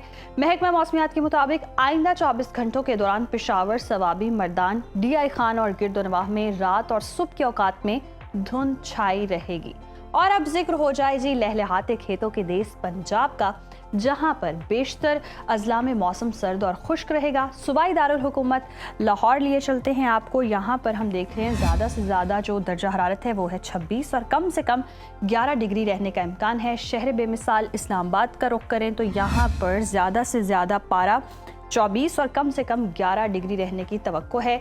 मुल्तान की बात करते हैं, मुल्तान में ज़्यादा से ज़्यादा दर्जा हरारत 27 और कम से कम 12 डिग्री रहने का इम्कान है। महकमा मौसमियात के मुताबिक आइंदा 24 घंटों के दौरान लाहौर, शेखुपुरा, गुजरावाला, जहलम, फैसलाबाद, साहिवाल, मुल्तान, DG खान, बहावलपुर और गिरदोनवाह में स्मोक का राज बरकरार रहेगा। और अब बात हो जाए जी रकबे के लिहाज से सबसे बड़े सूबे बलूचिस्तान की, जहां पर हम देख रहे हैं बेशतर इलाकों में मौसम खुश्क रहेगा। फलों के शहर कोयटा का रुख करते हैं। कोयटा में हम देख रहे हैं जो मैक्सिमम टेम्परेचर है वो है 18 और मिनिमम -1 डिग्री रहने का इम्कान है। महकमा मौसमियात के मुताबिक आइंदा 24 घंटों के दौरान अक्सर इलाके सर्दी की लपेट में रहेंगे। और जी हमेशा की तरह आखिर में आपके साथ शेयर करते हैं सूबे सिंध का मौसम, जहां पर बेशतर अजला में सूरज खूब चमकेगा। शहर कायद कराची का रुख करते हैं। कराची में हम देख रहे हैं जो ज़्यादा से ज़्यादा टेम्परेचर है वो है 32 और कम से कम 14 डिग्री रहने का इम्कान है, जबकि हैदराबाद में मैक्सिमम टेम्परेचर अगर हम देखें तो वो है 30 और कम से कम 16 डिग्री रहने का इम्कान है। मौसम का हाल बताने वालों ने आइंदा 24 घंटों के दौरान अक्सर इलाकों में मौसम खुश्क रहने की पेशगोई की है।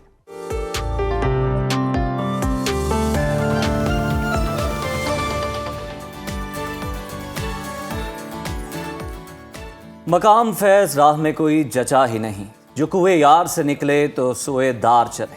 मोहब्बत, इंसानियत, सच्चाई के शायर फैज़ अहमद फैज़ की आज 41वीं बरसी मनाई जा रही है। फैज़ अहमद फैज़ साहब ने उर्दू को बैनुल-अक़वामी सतह पर वो शनाख्त दी जो आज भी नई नस्ल के जहनों को रोशन करती है। फैज़ अहमद फैज़ इनकलाबी शायरी के उफ़क़ पर चमकता वो सितारा हैं जिसकी रोशनी कभी मद्धम नहीं हुई। मोहब्बत को मुज़ाहमत का इस्तियारा बनाने वाले मुमताज़ शायर फैज़ अहमद फैज़ 13 फरवरी 1911 में सियालकोट में पैदा हुए।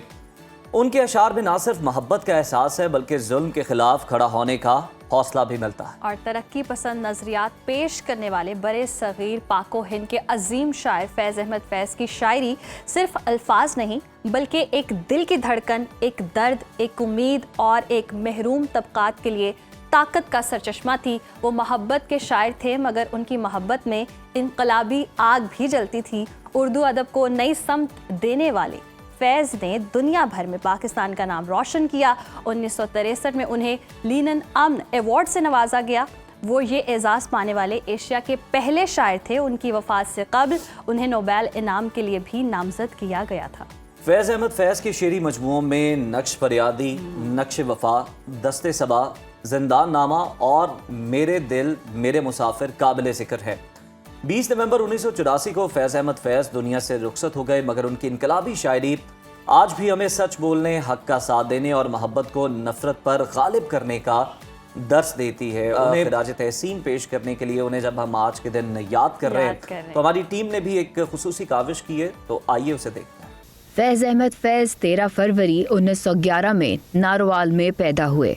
अदबी घराने से ताल्लुक़ की वजह से कम उम्री में ही लिखने पर उबूर हासिल था। फैज़ अहमद फैज़ ने अपनी शायरी और तहरीरों में मज़लूम इंसानों के हक़ में आवाज़ उठाई। उनकी नज़मों और गज़लों को मशहूर गुलकारों ने गाया। इनकलाबी शायर फैज़ अहमद फैज़ का कलाम दुनिया भर में मकबूल हुआ। इल्मी व अदबी खिदमात पर उन्हें 1962 में लेनिन पीस प्राइज से नवाजा गया, जबकि हुकूमत पाकिस्तान की तरफ से उन्हें निशाने इम्तियाज़ दिया गया। फैज़ अहमद फैज़ की मशहूर तसानीफ में नक्श फरियादी, दस्ते सबा, जिंदान नामा, शाम शहर यारा, मेरे दिल मेरे मुसाफिर और नुस्खा हाय वफा शामिल हैं। उर्दू अदब के उफ़ुक़ पर अनमिट नकूश छोड़ने वाले फैज़ अहमद फैज़ 20 नवंबर 1984 को 73 बरस की उम्र में इंतकाल कर गए, लेकिन उनका कलाम आज भी कानों में रस घोल रहा है। तो ये बहुत ही खूबसूरत एक पैकेज है जो कि आपने मुलाहिज़ा किया फैज़ साहब से मुतालिक। प्रोग्राम के सिलसिले को आगे बढ़ाते हैं, बात कर लेते हैं एक ऐसे पुरस्कार राज के हवाले से जो पूरी दुनिया की तवज्जो का मरकज़ बन चुका है। ये राज है इंटरस्टेलर ऑब्जेक्ट एटलस 3i का, एक ऐसा ऑब्जेक्ट जिसने साइंसदानों को हैरत में डाल रखा है। क्या ये महज एक गैर मामूली दुमदार सितारा है या वाकई किसी गैर ज़मीनी जहानत की निशानी भी है? नए मुशाहिदात में इसके इर्द गिर्द अजीबो गरीब जेट स्ट्रक्चर्स, गैर मामूली रोशनी और फाइबोनाकी पैटर्न जैसे रेडियो सिग्नल्स पाए गए हैं। इसी दौरान आसमान में एक और पुरस्कार ऑब्जेक्ट V1C25 भी दरियाफ्त हुआ। वाह ज़बरदस्त उज़ैर, इतना आपने याद किया, अब तो साइंटिस्ट ही लग रहे हैं मुझे कि ये लेकर आएंगे एलियंस को। तो नाज़रीन, क्या ये सब इत्तेफाक है या कोई पोशीदा पैगाम है? इंसान वाकई एलियन टेक्नोलॉजी के इतने करीब है या ये सब साइंस की पेचीदगियाँ हैं? इन्हीं तमाम सवालात पर बात करने के लिए और जवाबात जानने के लिए आज ख़ास मेहमान मौजूद हैं, podcaster लबीबा Arshad. Welcome to Suno Pakistan, बहुत शुक्रिया आपके वक्त का। और जितनी कॉम्प्लिकेटेड चीज़ें उज़ैर ने बताई हैं, क्या ये रियलिटी में एग्जिस्ट करती हैं? आम और सादा अल्फाज में हमें बताएं कि क्या होने जा रहे हैं, एलियंस आ रहे हैं? अच्छा, दो चीज़ें हैं जो अभी हमने डिस्कस की है कि 3i एटलस और एक एलियंस का वजूद। सबसे पहले मैं बता देती हूँ कि 3i एटलस की जो हाइप क्रिएट हुई है वो है क्या। 3i एटलस के बारे में कॉन्स्पिरेसी थ्योरी है। 3i ये है इंटरडायमेंशनल इंटेलिजेंस इंफ्रास्ट्रक्चर। उसका मतलब ये है कि एक ऐसा मैप है दुनिया में जो हमसे छुपाया गया है और उसके अंदर कुछ सीक्रेट पोर्टल्स है, कुछ सीक्रेट गेट्स वे हैं, कोई अंडरग्राउंड सिविलाइजेशंस है जो एग्जिस्ट करती है और मोस्ट प्रोबेबली उनको एलियन से इसलिए लिंक किया जाता है कि उन गेटवे से एलियन आते हैं, उन गेटवे से एलियंस जाते हैं। तो 3i तो ये हो गया। अब जो एटलस की हाइप क्रिएट हो रही है कि एटलस आ रहा है और इंटर स्पेस, बेसिकली दो गैलेक्सीज के दरमियान जो स्पेस है उसको इंटर स्पेस कहते हैं और उस दरमियान जो भी ऑब्जेक्ट हमें दूसरी गैलेक्सी से आता है हम उसको कह देते हैं इंटरस्टेलर ऑब्जेक्ट। अब इससे पहले भी 2 दफ़ा हमें नज़र आ चुका है और लेकिन जो साइंटिस्ट था उनका कहना था कि वो जो ऑब्जेक्ट था उसका मटेरियल जो था वो लगता था कि वो दूसरी दुनिया से आया हुआ कोई कॉमेट है या एस्ट्रॉइड है। इस दफ़ा कहा जा रहा है उसके अंदर से ग्रीन कलर की लाइट नज़र आ रही है। अक्सर जो मूवीज़ हम देखते हैं उसमें कुछ स्पेसशिप हमें नज़र आती थी तो उसमें से ग्रीन कलर की लाइट ही नजर आती है हमें। तो एक तो उस तरफ इशारा हो रहा है। अच्छा, सबसे पहले आपने पूछा कि एलियंस आ रहे हैं। अगर मैं आपको कहूं कि एलियंस इस दुनिया का विजिट कर चुके हैं तो ये थ्योरी आपको कैसी लगेगी? ये आप इंसानों को तो एलियंस नहीं कह रहे जो धोखे दे रहे हैं। अच्छा, जिस तरह से वो हमारे लिए एलियंस है ना, एलियंस के लिए अगर वो हमें देखेंगे तो एलियंस का मतलब एक अजनबी मखलूक, तो हम भी उनके लिए एक एलियन ही होंगे। अच्छा, ये मैं इस बुनियाद पे कह रही हूँ कि पिरामिड्स की थ्योरी के बारे में आप लोगों को पता होगा कि पिरामिड्स बनाए किसने हैं। उस टाइम पे ना जदीद टेक्नोलॉजी थी, ना इतनी बड़ी हैवी मशीनरी थी और ना ही जो वर्कर्स थे वो इतने स्किल्ड थे। अब कहा जाता है कि वो फिरौन के वर्कर्स ने बनाए थे, फेरोस ने बनवाए थे, वहाँ पे वो लोग रहते होते थे जो बादशाह होते थे, उनके कॉफन्स होते थे वहाँ पर। लेकिन एक और थ्योरी भी सामने आती है कि पिरामिड्स को एलियंस ने बनाया है। अच्छा, उस थ्योरी को सपोर्ट क्यों किया जाता है? वो इसलिए किया जाता है कि अगर हमने इजिप्ट केव्स देखे उसमें कार्विंग्स हुई हुई है। अच्छा, उन कार्विंग्स को जब आर्कियोलॉजिस्ट ने देखा ना तो उस कार्विंग्स के ऊपर स्पेसशिप्स बनी हुई हैं, एयरक्राफ्ट्स बने हुए हैं और माइंस का शायद आप लोगों को पता हो कि माइन एक कौम थी बड़ी तबाहकुन। उसमें माइन किंग की एक पेंटिंग है, वो यूं करके बैठा हुआ है। उसको ना आर्कियोलॉजिस्ट ने, कोई भी सर्च कर सकता है गूगल पर, माइन केव्स की पेंटिंग। अच्छा, उसमें एक स्पेसशिप है और नीचे उसमें एक पोइम लिखी हुई है इजिप्ट में जो उनकी लैंग्वेज होती है। उसको जब ट्रांसलेट करते हैं ना तो वो होता है कि मैं जो इंटर डायमेंशन ट्रैवल करता था उस एयरक्राफ्ट में अपने। अब मुझे ये बताएं कि उस टाइम पे ना टेक्नोलॉजी, ना एयरक्राफ्ट, ना कोई शिप बनी हुई है, तो वो कहाँ से करते थे?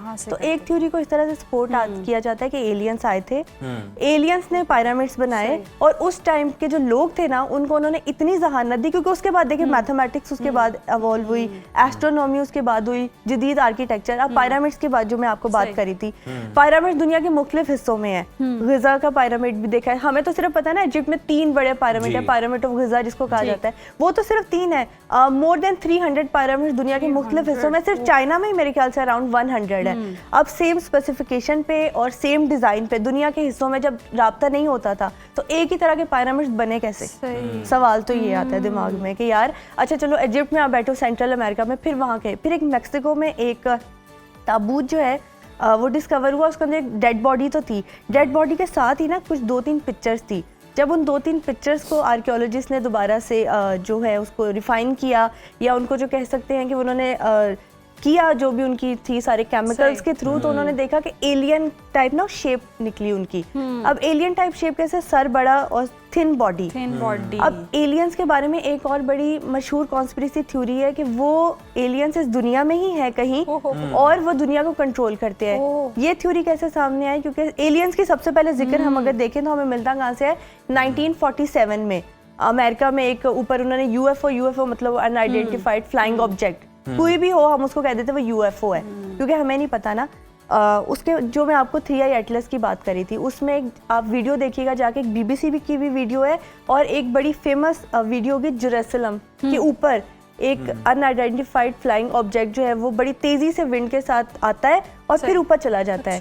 और जेरूसलम के बारे में कहा जाता है कि नबी करीम सल्लल्लाहु अलैहि वसल्लम ने वहाँ से ट्रैवल किया था, सफ़र मेराज किया था, और वहाँ पे कोई ना कोई गेटवे है, डायमेंशन ओपनिंग है, टाइम ट्रैवल वहाँ से हुआ था।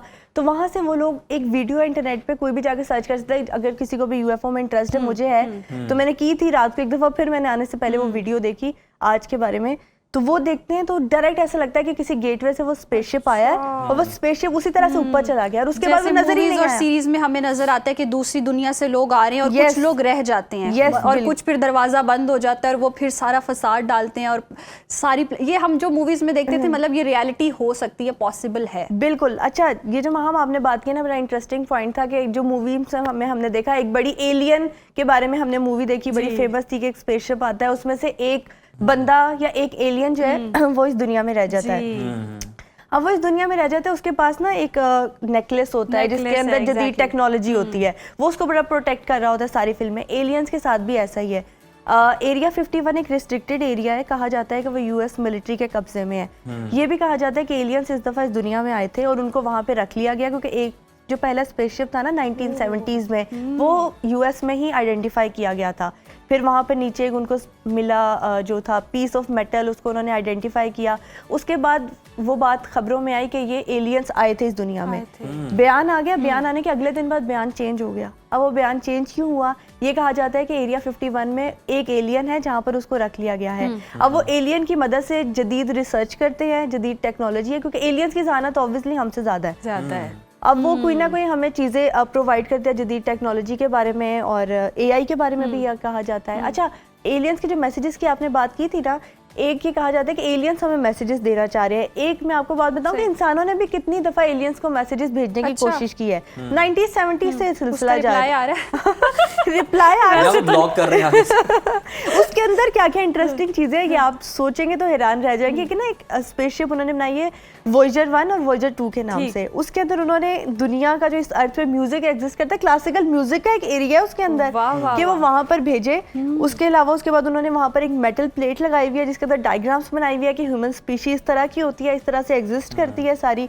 एक और उन्होंने चीज़ रखी हुई है कि उसके अंदर लैंग्वेज, आवाज़ रिकॉर्ड करके भेजी हुई है कि हमारी आवाज़ ऐसी है, आपकी आवाज़ कैसे होगी। अगर आपने कोई भी मूवी देखी हो ना, तो उसमें जब स्पेसशिप आना होता है ना, तो एक स्पेसिफिक सी आवाज़ आती है, उससे उनको पता चल जाता है कि हमारा स्पेसशिप हमारे पास आने वाला है और अब हमें कोई ना कोई मैसेज रिसीव करेगा या हम कोई ना कोई आवाज निकालेंगे तो उन तक मैसेज चला जाएगा। तो इंसानों ने भी कोशिश तभी वो सारी कैसेट्स लेकर गया था।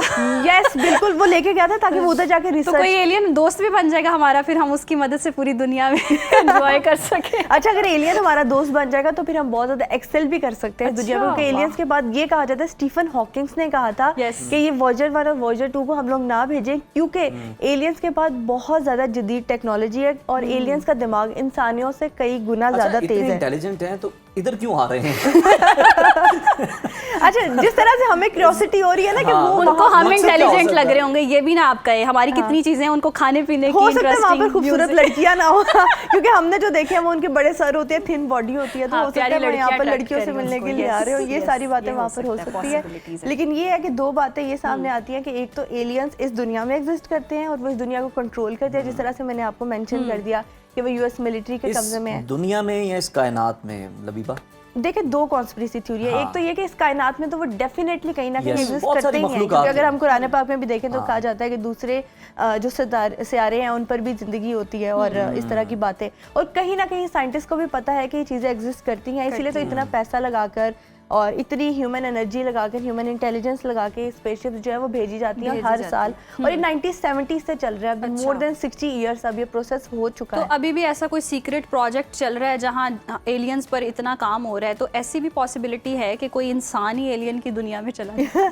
अच्छा, उसमें उन्होंने कहा है कि जुपिटर पर बहुत ज़्यादा लिक्विड है। अब जब साइंटिस्ट का ये कहना है कि वहाँ पर जो है ना लिक्विड है, यानी वहाँ पर इंसान जो एग्जिस्ट कर सकते हैं, वो एक ऐसा सितारा है जहाँ पर ना मतलब जिंदगी हम पॉसिबिलिटी देख सकते हैं। अच्छा। हो सकता है वहां पर हो। अच्छा, अब वो जो स्पेसशिप आ रही है ना, जिसकी हम 3i एटलस और जो कहा जा रहा है इस दफा ये अलग है और एलियन से राब्ता करना चाह रहे हैं हमसे, हो सकता है ये भी कॉन्स्पिरेसी थ्योरी कही जा रही है कि वो जो हमने मैसेजेस भेजे थे वो उसके राब्ते में हमारे पास आ रहे हैं, क्योंकि मैंने बताया वोजर 1 और वोजर 2 उसके अंदर काफी सारी चीजें थी। अच्छा, और जो मैं माइंस की आपको बात बता रही थी ना, जो कॉइन थे, जो कॉम थी एक, उन्होंने उनके कॉइन्स अगर आप जाके ना सर्च करेंगे ना गूगल पर, तो उनके कॉइन्स पर एक स्पेसशिप बनी हुई है और स्पेसशिप को ना तीर मारे जा रहे हैं। अब ये हो सकता है कि उस टाइम पे इतनी इन्फॉर्मेशन नहीं थी, हो सकता है जो माइंस का दौर था वहाँ पर कुछ स्पेसशिप आई हो, नीचे से लोगों ने, क्योंकि हथियार तो थे नहीं, तीर मारे होंगे, वो डर के चले गए हो, या हो सकता है वो वहाँ पर कहीं अपनी स्पेसशिप को घुमा के किसी और गेटवे में ले गए हो और इसी दुनिया में स्टक हो गए हो। तो इस तरह के कई अच्छा, हम पैगाम रसानी तो कर रहे हैं, उन्हें पैगाम तो भेज रहे हैं, क्या दुनिया उनके लिए तैयार है? अच्छा, दुनिया उनके लिए तैयार है या नहीं, ये तो साइंटिस्ट की कोई ना कोई तैयारी होगी जो हम देख सकते हैं कि अगर हम उन्हें मैसेजेस भेज रहे हैं। और अच्छा, आप ये सिर्फ बात सोचिए कि एक मेटल प्लेट पे एक डायग्राम बना के भेजी जा रही है। अब वो डायग्राम को इंटेलिजेंट ह्यूमन बीइंग ही समझ सकता है। मतलब अगर हमें तो डॉक्टर का लिखा हुआ प्रिस्क्रिप्शन समझने में मुश्किल हो जाती है ना। हम तो ऐसे इंटेलिजेंट जो दोस्त होते हैं वो कोड्स जोड़ते हैं, कनेक्ट करते हैं, फिर एलियन के पीछे इन्वेस्टिगेशन होती है, ये सारा प्रोसेस कुछ चंद ऐसे इंटेलिजेंट लोग कर सकते हैं। तो एलियंस को यानी हम कंसीडर करें कि वो इंटेलिजेंट तो है, ये बात तो माननी पड़ेगी। वैसे हमने मूवीज में जैसे देखा ना, वो बड़े सादा मासूम होते हैं, उनके अंदर इस तरह से फीलिंग्स नहीं होती, उनको बताना पड़ता है, उन्हें इंसानों वाली चालाकियां सीखना। हाँ, लेकिन वो इंटेलिजेंट होते हैं। अब आप देखा जाए ना कि 3i का जो कॉन्सेप्ट है वो अगर ये कहा जा रहा है। अच्छा, पिरामिड से अगर मैं बात करूँ, अंडरग्राउंड पिरामिड्स भी बने हुए हैं। तो अंडरग्राउंड पिरामिड्स देखिए अब आप कैसे बने और किस वजह से बने। अच्छा, और जो पिरामिड्स है उस पर एक देखा जाए कि एक हाफ रोबोटिक बॉडी और हाफ जो है वो ह्यूमन बॉडी देखी जाएगी, उसको स्फिनिक्स कहते हैं। अब वो कॉन्सेप्ट देखिए, मेरी ओरियन बेल्ट जो होती है, जो सितारे जो होते हैं वो एक जगह पे अलाइन होते हैं, फिर जो एनर्जी होती है वो इंक्लाइन करती है।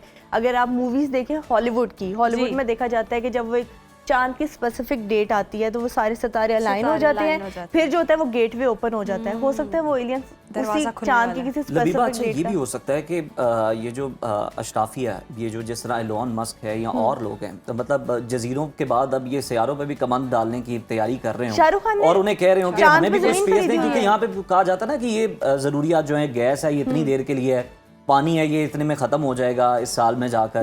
तो हो सकता है वहां पर कोई आसार तलाश कर रहे हो और उनसे कोई स्पेस मांग रहे हो कि हमें भी कोई आने का मौका दें वहां पर। अच्छा, बिल्कुल। अच्छा, आप लोगों ने ना अगर एक न्यूज़ सुनी हो तो कहा जाता है कि एक एस्ट्रॉइड हिट करेगा दुनिया में, दुनिया खत्म हो जाएगी। और जो लोग यूट्यूबर्स हैं जो कॉन्स्पिरेसी थ्योरीज को इंटरेस्ट शो करते हैं, उसमें अपना अक्सर हमें एक चीज़ नज़र आती है, 2035 में दुनिया खत्म हो जाएगी। एंड टाइम प्रोफेसीज का बहुत ज़्यादा जिक्र किया जाता है। तो जाहिर की बात बिल्कुल ठीक है कि हो सकता है कि साइंटिस्ट जो है किसी दूसरी दुनिया में, एक पिछले दिनों एक बड़ी न्यूज़ चल रही थी कि 2029 में क्या एक एस्ट्रॉइड दुनिया को हिट करेगा और जो अर्थ है वो तबाह हो जाएगी। अब अर्थ तबाह हो जाएगी, इसके लिए हो सकता है वे कोई ऑल्टरनेट ढूंढ रहे हो। उसके बाद उन्होंने अपनी सैटेलाइट भेजी बाहर, एक सैटेलाइट रेगुलर कि हम देख के आए कि सितारे पर कितनी पॉसिबिलिटी है, जिंदगी की कितनी पॉसिबिलिटी है, हम वहाँ पे देखें और वहाँ पे देखने के बाद जो स्पेसशिप है वो वहाँ पे मूव कर जाए। इसी तरह से आप मुझे बताएं कि चांद चांद पे नील आर्मस्ट्रॉन्ग के जाने के तो चले समझ आती है कि वो साइंटिस्ट था, वो चला गया। शाहरुख खान ने अपनी वहाँ पे जमीन क्यों खरीदी हुई है, या बड़े बड़े जो लोग हैं वहाँ पे अपनी जमीन क्यों खरीदते हैं? कुछ ना कुछ पॉसिबिलिटी होती है, कुछ ना कुछ हिडन सीक्रेट्स होते जमीन हैं। मिल रही, चांद पे कैसे जमीन मिलेगी। अच्छा, अगर ये सारी चीजें हो रही हैं तो फिर कहीं ना कहीं हम ये भी मान सकते हैं कि ये मॉन्स्टर्स वाली दुनिया भी होती है जमीन के नीचे, जिस तरह से सीरीज या मूवीज में दिखाया जाता है, वो सारी रियलिटी कहीं ना कहीं एग्जिस्ट करती है। बिल्कुल करती है। अगर आप एलियंस की बात करें तो अनुनाकीस को अगर हम करें, जिसको कहा जाता है कि वो स्काई ऑफ द गॉड, तो अनुनाकीस की बात करते हैं कुछ लोग, जो मॉन्स्टर थे उनकी बात करें। अच्छा, अगर हम डायनासोर्स की भी बात करें तो मुझे पता है राई होती है ना, तो फिर उसका पहाड़ बनता है। जब राई नहीं होगी तो पहाड़ कहाँ से बनेगा? तो यानी कुछ ना कुछ हकीकत है, या कुछ ना कुछ हकीकत थी, या कुछ ना कुछ चीज़ होने वाली है। तो हम आज यहाँ पर बैठ के इसके बारे में डिस्कशन कर रहे हैं।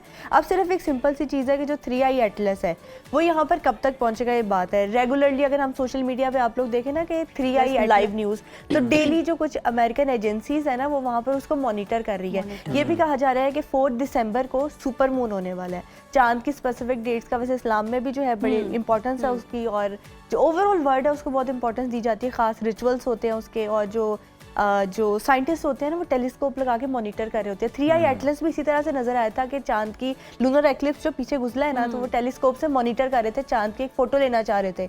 अब जो उन्होंने फोटो ली है उस पर उनको ये यूएफओ नजर आ गया। अब ये कॉमेट था, उन्हें पहले लगा, जब कॉमेट था उन्होंने उसके मटेरियल पर रिसर्च की तो ये सारी चीज़ें सामने आ गई। तो हो सकता है कि ये वाला जो 3i एटलस है जिसको इतना ज़्यादा मॉनिटर किया जा रहा है कि दुनिया के पास आ जाए। अगर नहीं भी पास आता तो एक पॉसिबिलिटी हमें सिर्फ इतनी सी नज़र आती है कि अगर वो कहीं ना कहीं दुनिया के पास से गुजर कर जाता है और हम उसको आँख से देख सकते हैं, ह्यूमन आई से, टेलीस्कोप से देख सकते हैं, तो हमें ये वाजे हो जाएगी चीज़ कि ये स्पेसशिप थी या स्पेसशिप नहीं थी। चलो इतनी तो क्लैरिटी हो जाएगी। नहीं ना कहीं तो, या फिर 1970s में जिस तरह से हमें थोड़ा सा मेटल का पीस मिल गया था जिससे हमने ये अंदाज़ा लगा लिया था कि ये यूएफओ है, और जिसकी बेस पे आज तक हम एलियंस के बारे में बात करते हैं। अगर इस दफ़ा भी जो 4 दिसंबर है उससे पहले या उसके बाद हमें वो पीस ऑफ मेटल मिल जाता है या वो हमें नज़र आ जाते हैं, तो चलो ये तो कंफर्मेशन हो जाएगी कि एक स्पेसशिप हमारे पास से गुजरा था, और इन फ्यूचर जो है हम उनसे कांटेक्ट कर सकते हैं। और ये अगर कोई एक आधा एलियन यहाँ पे आ गया तो हम उनसे ये पूछ लेंगे कि आप हमारे राब्ते की वजह से यहाँ पर आए और या नहीं आए। कि वो एलियन हमारा दोस्त भी बन जाए। बहुत शुक्रिया लबीबा, और बहुत इंटरेस्टिंग टॉपिक और बहुत इंटरेस्टिंग गुफ्तगू। और अगर एलियंस एग्जिस्ट करते हैं तो भाई आप सोच लें, या तो आप एलियंस की दुनिया में जाने वाले हैं या एलियंस हमारी दुनिया में आने वाले हैं, तो दुनिया बदलने वाली है। कहीं ना कहीं इसके असरात और इसकी जो यकसर बिल्कुल ही नफी करते हैं ना, उन्हें ये बताने के लिए जरूरी है कि बिल्कुल जिस तरह से एक मिसाल भी कोट की जा रही थी ना कि कोई ना कोई चीज जरूर होती है, कोई बुनियाद जरूर होती है, चाहे वो छोटी ही क्यों ना हो, उसको एग्जैजरेट कर दिया जाता है जहाँ आग होती है। हाँ, लेकिन बुनियाद जरूर होती है, कोई बेस जरूर होती है इस चीज के। ब्रेक शामिल करते हैं प्रोग्राम में, और ब्रेक के बाद कुछ दीगर टॉपिक्स पर बात करेंगे। देखते रहिए सुनो पाकिस्तान। प्रोग्राम में एक बात करेंगे अब हम एक बड़े अहम नफ्सियाती मसले के हवाले से। तो आजकल टेक्नोलॉजी का दौर है, सोशल मीडिया की दुनिया है, मुसलसल नोटिफिकेशंस और वर्क प्रेशर बढ़ता चला जा रहा है। ऐसी सूरत हाल में एंजाइटी डिसऑर्डर्स के केसेस में खतरनाक हद तक इजाफा देखा जा रहा है। ये डिसऑर्डर्स ना सिर्फ हमारे जज्बात और सोच को मुतासर करते हैं, बल्कि रोज़मर्रा ज़िंदगी, ताल्लुकात और काम की कारकर्दगी पर भी असर डाल सकते हैं। और बिल्कुल, एंजाइटी डिसऑर्डर्स किस तरह आम परेशानी से मुख्तलिफ हैं, और ये डिसऑर्डर्स लोगों की ज़िंदगी, ताल्लुकात और काम के माहौल को किस हद तक मुतासर कर सकते हैं, इसी पर बात करने के लिए हमारे साथ मौजूद हैं मारूफ साइकाइट्रिस्ट डॉक्टर उसामा बिन जुबैर साहब। बहुत वक्त का कहिएगा, एंजाइटी डिसऑर्डर क्या होते हैं और ये आम परेशानी से किस तरह डिफरेंट होते हैं? जी थैंक यू सो मच। आम परेशानी क्या है, जिस तरह आज हमारे पिंडी में और इस्लामाबाद में नए पुल बन रहे हैं, तो मैं थोड़ा लेट हो गया, तो मैं परेशानी का शिकार था और मैं जल्दी घर से निकला। रास्ते में भी मुझे फ़ोन आ रहे थे, तो आई वॉज एंशियस, बट ये एंजाइटी पॉजिटिव एंजाइटी थी। इस एंजाइटी ने मुझे फिर भी आपके सेगमेंट से 2 मिनट पहले स्टूडियो में पहुंचा दिया। तो ये परेशानी और एंजाइटी कंस्ट्रक्टिव है। एंजाइटी डिसऑर्डर क्या होता है कि मैं हर वक्त इसी हालत में रहूं कि मैंने कहीं पहुंचना है, जबकि मैंने कहीं नहीं पहुंचना। मैं जंगल में जाऊं, मेरे सामने शेर आए, जो मेरी हालत होगी बगैर शेर के हर वक्त मेरी वो हालत रहे, तो ये एंजाइटी डिसऑर्डर है कि परेशानी की बीमारी। अच्छा, सही। अच्छा उसामा साहब, सब लोग कभी ना कभी परेशान या फिर टेंशन में होते हैं, लेकिन ये डिसऑर्डर कब संजीदा मसले का रूप इख्तियार कर लेते हैं या उसमें कन्वर्ट हो जाते हैं? देखिए, आप हर वक्त अगर परेशान हैं, परेशानी बेसिकली क्या है, जिस तरह हम पहले भी बात करते हैं, it's all about chemicals in body. मैं जब जंगल में जाता हूँ, मेरे सामने शेर आए, तो मेरे जिस्म में वो केमिकल निकलेंगे जिन्होंने या मुझे उससे लड़ाना है या मुझे भगाना है, फाइट और फ्लाइट। सो अगर हर वक्त मेरी बॉडी फाइट और फ्लाइट के मोड में रहेगी कि वो केमिकल्स निकल रहे हैं जिन्होंने लड़ाना है या भगाना है, इंसानी दिमाग और जिस्म हर वक्त लड़ने या भागने के लिए नहीं बना।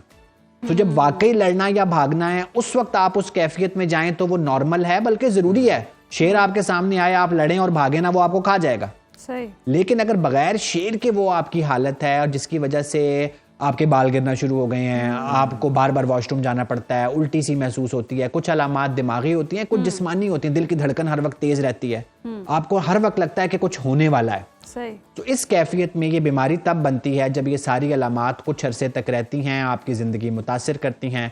तो फिर ये आम परेशानी नहीं रहती, ये एंजाइटी डिसऑर्डर का रूप धार लेती है और इसकी बहुत सारी फॉर्म्स होती हैं फिर। सही। अच्छा, उस डॉक्टर उसामा साहब, जैसे आपने भी कहा कि हर वक्त आप किसी खौफ में मुब्तला रहते हैं और कहीं ना कहीं कनेक्शन आपका होता है, आप प्रेजेंट होते हैं लेकिन कहीं ना कहीं मेंटली आप किसी चीज़ के साथ कनेक्ट हैं और आप एंजाइटी का शिकार हैं। तो ये किस किस्म के जो हैं डिसऑर्डर्स होते हैं और इनसे हम अगर देखें तो ख़तरा ज़्यादा किसका है? देखिए, ये हम अगले कुछ एपिसोड्स में ना हम फर्दन हर डिसऑर्डर की बात करेंगे। सोशल एंजाइटी क्या होती है कि आप वैसे हर वक्त ठीक है, लेकिन आपने 4 लोगों में प्रेजेंटेशन देनी है, एक शादी में जाना है, आपको एंजाइटी शुरू हो जाएगी। एगोराफोबिया क्या होता है कि आप बार बार चेयर पे नहीं बैठ सकते, आप बस पे नहीं जा सकते। क्लॉस्ट्रोफोबिया क्या होता है, आप हर वक्त ठीक हैं, गाड़ी के शीशे आप सर्दियों में भी नीचे रखते हैं। जहाज में बैठने का फोबिया होता है, बहुत रिलीजियस लोग हज उम्रा नहीं कर पाते, जी हमें जहाज में खौफ महसूस होता है। सो अगर वो हर वक्त का खौफ है तो उसको हम कहते हैं जनरलाइज एंजाइटी डिसऑर्डर। वो अगर एक खास चीज का खौफ है तो उसे कहते हैं फोबिक एंजाइटी डिसऑर्डर, आप लोग फोबिया के नाम से भी जानते हैं जी। और अगर वो बगैर किसी वजह के खौफ के दौरे एकदम आना शुरू हो गए हैं, उसको पैनिक डिसऑर्डर कहते हैं। आजकल जेन जी बहुत, जब मेरे पास बच्चे आते हैं कि जी हमें we always have panic attacks, तो पैनिक अटैक वो एंजाइटी है जो बगैर किसी वजह के एकदम आपके सामने शेर आ गया।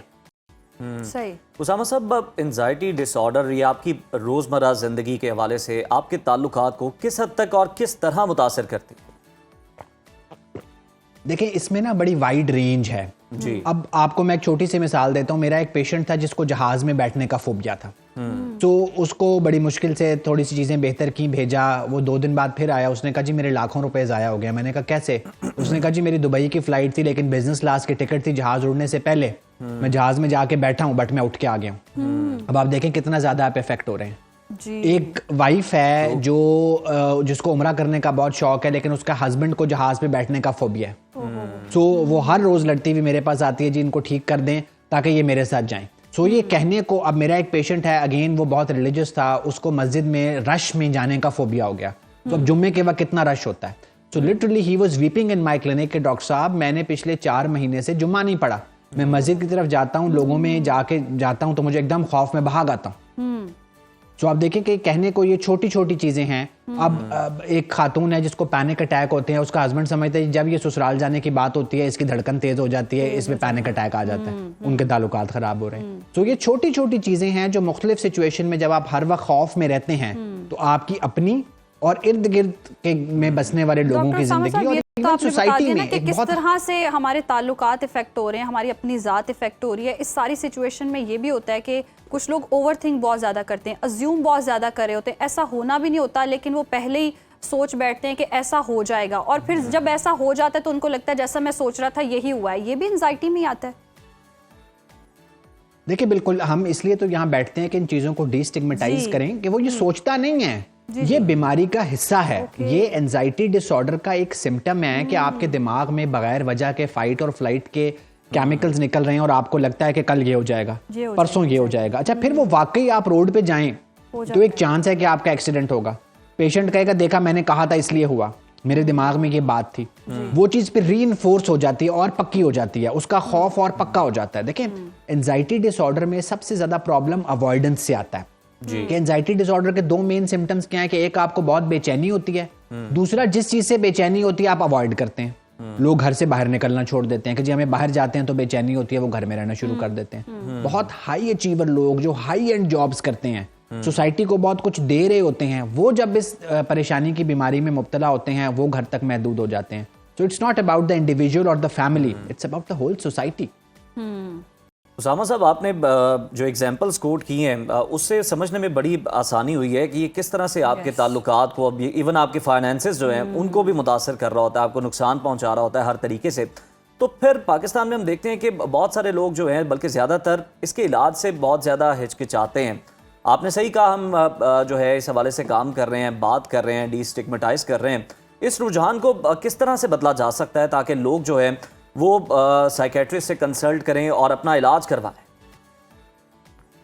अच्छा, इसमें ना बहुत सारे लोग इलाज करा रहे होते हैं, लेकिन कोई मेडिकल के डॉक्टर के पास जा रहा है, कोई मैदे के डॉक्टर के पास जा रहा है, कोई दिल के डॉक्टर के पास जा रहा है, सारे टेस्ट ठीक आ रहे हैं। क्योंकि एंजाइटी की बहुत ज्यादा अलामात जिस्मानी होती हैं। आपके दिल की धड़कन बार बार तेज हो रही है, आप जा रहे हैं, वो आपके दिल के सारे टेस्ट ठीक है। सारी पाकिस्तानी कौम को एंजाइटी का सिम्टम जो होता है, मैदे में गैस हो रही है, मैदे में तेजाबियत हो रही है, गैस्ट्रो के डॉक्टर के पास जा रहे हैं, कैमरा डाल के एंडोस्कोपियां करा रहे हैं, वो सब 3-3 दफा एंडोस्कोपी होगी। देखिए, मैदे में कैमरा डाल के टेस्ट कराना आसान काम नहीं है। 3-3 दफा लोगों ने कराया होता है और वो ठीक आता है। फिर ये समझाने में उनको कि ये बेचैनी की अलामत है, जब दिमाग रो रहा होता है तो वो दिल को भी रुलाएगा, मैदे को भी रुलाएगा, पट्ठों को भी रुलाएगा। तो आप अपने दिल और गुर्दे, फेफड़े, मैदा सबका इलाज कराने से बेहतर है कि एक एंजाइटी डिसऑर्डर का इलाज कराएंगे तो सब ठीक हो जाएगा। तो फिर बहुत से मेडिकल स्पेशलिस्ट और कार्डियोलॉजिस्ट पेशेंट को कन्विंस करते हैं कि आपको हमारी ज़रूरत नहीं है, आपको साइकाइट्रिस्ट की ज़रूरत है। तो डॉक्टर सामा, ये जो चैलेंज है ना, डिसऑर्डर है, आमतौर पर किस एज ग्रुप में ज्यादा पाया जाता है? अच्छा, ये अगेन हम बात करते हैं कि हमारी जो स्ट्रेंथ है वो हमारा यूथ है। तो एंजाइटी डिसऑर्डर्स भी मोस्टली यूथ में देखे जाते हैं। इवन अब हम बच्चों में देख रहे हैं कि 10-12 साल के बच्चों में भी ये आ रहे हैं, लेकिन जो पीक एज है वो 18 से 22 साल है, जो आपकी सबसे प्रोडक्टिव एज है कि आपने यूनिवर्सिटी जाना शुरू किया है, आप बहुत सारे काम करना चाहते हैं, एकदम आपको एक प्रेजेंटेशन पे आपके दिल की धड़कन तेज हो गई, पसीना आ गया, आप फेंट हो गए, उसके बाद आपने कहा जी अब मैं प्रेजेंटेशन कभी नहीं दूंगा। वो जिंदगी का कारपेट फिर रोल होना शुरू हो जाता है। और सबसे बड़ा प्रॉब्लम ये आता है, हमने पहले भी एक बात की थी कि फिर लोग ये बेंजोडाइजेपिन्स नामी गोलियां, एल्प, लेक्सोटनल, ज़ेनेक्स, मोहल्ले का डॉक्टर ये दे देगा, ओवर द काउंटर मिल जाएंगी जो नशे की गोलियां हैं, लोग इनसे इलाज करते हैं, ड्रग्स की तरफ चले जाते हैं। तो जब एंजाइटी डिसऑर्डर का इलाज नहीं होता तो फिर ये चीज़ें आ जाती हैं। तो फिर पूरा एक स्पेक्ट्रम है जिसको अगर हम अर्ली डिटेक्ट कर लें तो हम पेशेंट की बहुत ज़्यादा मदद कर सकते हैं। सही, बिल्कुल ठीक है। पेशेंट जो है वो फिर दूसरे डॉक्टर आ रहा होता है और ये कि साइकेट्रिस्ट से कंसल्ट कर ले तो अर्ली डायग्नोज हो जाए तो इसका हल भी हो जाता है, इलाज भी हो जाता है। बहुत शुक्रिया डॉक्टर उसामा बिन जुबैर साहब हमारे साथ मौजूद थे और एक अहम मसले के हवाले से आज हम बात कर रहे थे। अभी प्रोग्राम में एक ब्रेक शामिल करते हैं, आप कहीं मत जाइए, stay with us. Welcome back नाजरीन। आज का दिन दुनिया भर में बच्चों के हुकूक का आलमी दिन मनाया जाता है और इस साल का थीम है for every child every right. ये दिन हमें याद दिलाता है कि बच्चों के हुकूक सिर्फ कागज़ों या कवानीन में नहीं बल्कि हमारी डेली रूटीन, हमारे रवैयों, हमारे सुनने के अंदाज में भी यकीनी बनने चाहिए। याद रखिए, बच्चों की बात सुनना भी उनका एक हक है। उनके सवालात, एहसासात और ख्वाब भी उतने ही आम हैं जितना कि उनकी तालीम और उनकी हिफाजत करना। जी बिल्कुल, मगर सवाल ये है नाकामी या मायूसी के बाद बच्चे को किस तरह संभाला जाए। क्या हम बच्चों को सिर्फ हिदायत देते हैं या वाकई उन्हें सुनते भी हैं? बच्चों की तरबियत में सबसे बड़ा चैलेंज क्या है? बच्चों को खुद एतमाद और ख़ुद मुख्तार बनाने का बेहतरीन तरीका क्या है? और वालिदैन और असाज़ा किन चीज़ों पर ज़्यादा तवज्जो दें?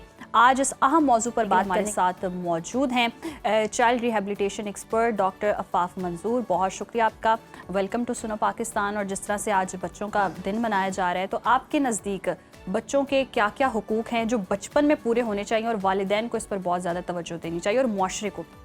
Thank you very much for having me here on this topic. और आज का दिन, जैसे अभी हम पहले बात कर रहे थे कि बहुत सारे दिन मनाए जाते हैं, आदमियों का दिन मनाया जाता है, ख़वातीन का दिन मनाया जाता है, इस तरह से बच्चों के हकूक़ का आलमी दिन भी मनाया जाता है। अगर हम पाकिस्तान की बात करते हैं तो जो लेटेस्ट हमारे पास रिपोर्ट्स हैं पाकिस्तान हाई कमीशन की, वो बताते हैं कि 47% जो पॉपुलेशन है हमारी पाकिस्तान की, वो उसमें मोर देन 18 ईयर्स तक के जो बच्चे हैं वो उसकी आबादी है, यानी 47% पॉपुलेशन जो है वो बच्चों की है, जो कि 18 साल की उम्र तक है। तो इसका मतलब है कि about half population is on the children. अब आप जहाँ बाकी और बहुत सारे लोगों के हकूक़ की बात करते हैं, बच्चों के बुनियादी हकूक़ में ऑफ कोर्स उनका सेहत का हक, उनका तालीम का हक, उनकी हिफाजत, सेफ्टी जिसको आप कहते हैं उसका हक, और इसी तरह से और बहुत सारे जो मामलात उन्होंने घर से लेके फिर अपने सारे सिलसिले एडल्टहुड तक जितने भी राइट्स होते हैं वो सब के सब उसमें शामिल हैं। और अनफॉर्चुनेटली अगर हम इन राइट्स का थोड़ा सा एनालिसिस देखते हैं पाकिस्तान में भी तो हमें सूरत हाल अच्छी नज़र नहीं आती। हम पाकिस्तान के जहाँ बहुत सारे और मसाइल हैं उसमें हमें नज़र आता है कि बच्चे हमारे एक बड़ा नंबर है जो कि बच्चे स्कूलों से बाहर हैं, more than 25 million children out of school. इसी तरह से जो अगर हम इब्तदाई उम्र में सेहत की सहूलियात को देखते हैं तो वो भी हमें नज़र आता है कि प्राइमरी हेल्थ केयर भी सिर्फ 40% बच्चे जो हैं ना उन तक पहुँचती है और इससे ज़्यादा बच्चे जो हैं उनसे महरूम हैं। और ख़ास तौर पे जो दही इलाके हैं वहाँ पे ये तादाद बहुत ज़्यादा है कि बच्चे प्राइमरी हेल्थ केयर से भी महरूम हैं। अच्छा, अब ये जो बच्चों का हक है ना ये तब से शुरू हो जाता है जब वो कंसेप्शन की स्टेज में होते हैं, यानी बच्चे के दुनिया में आने से पहले ही बच्चा जब माँ के पेट में होता है तो उसका हक शुरू हो जाए।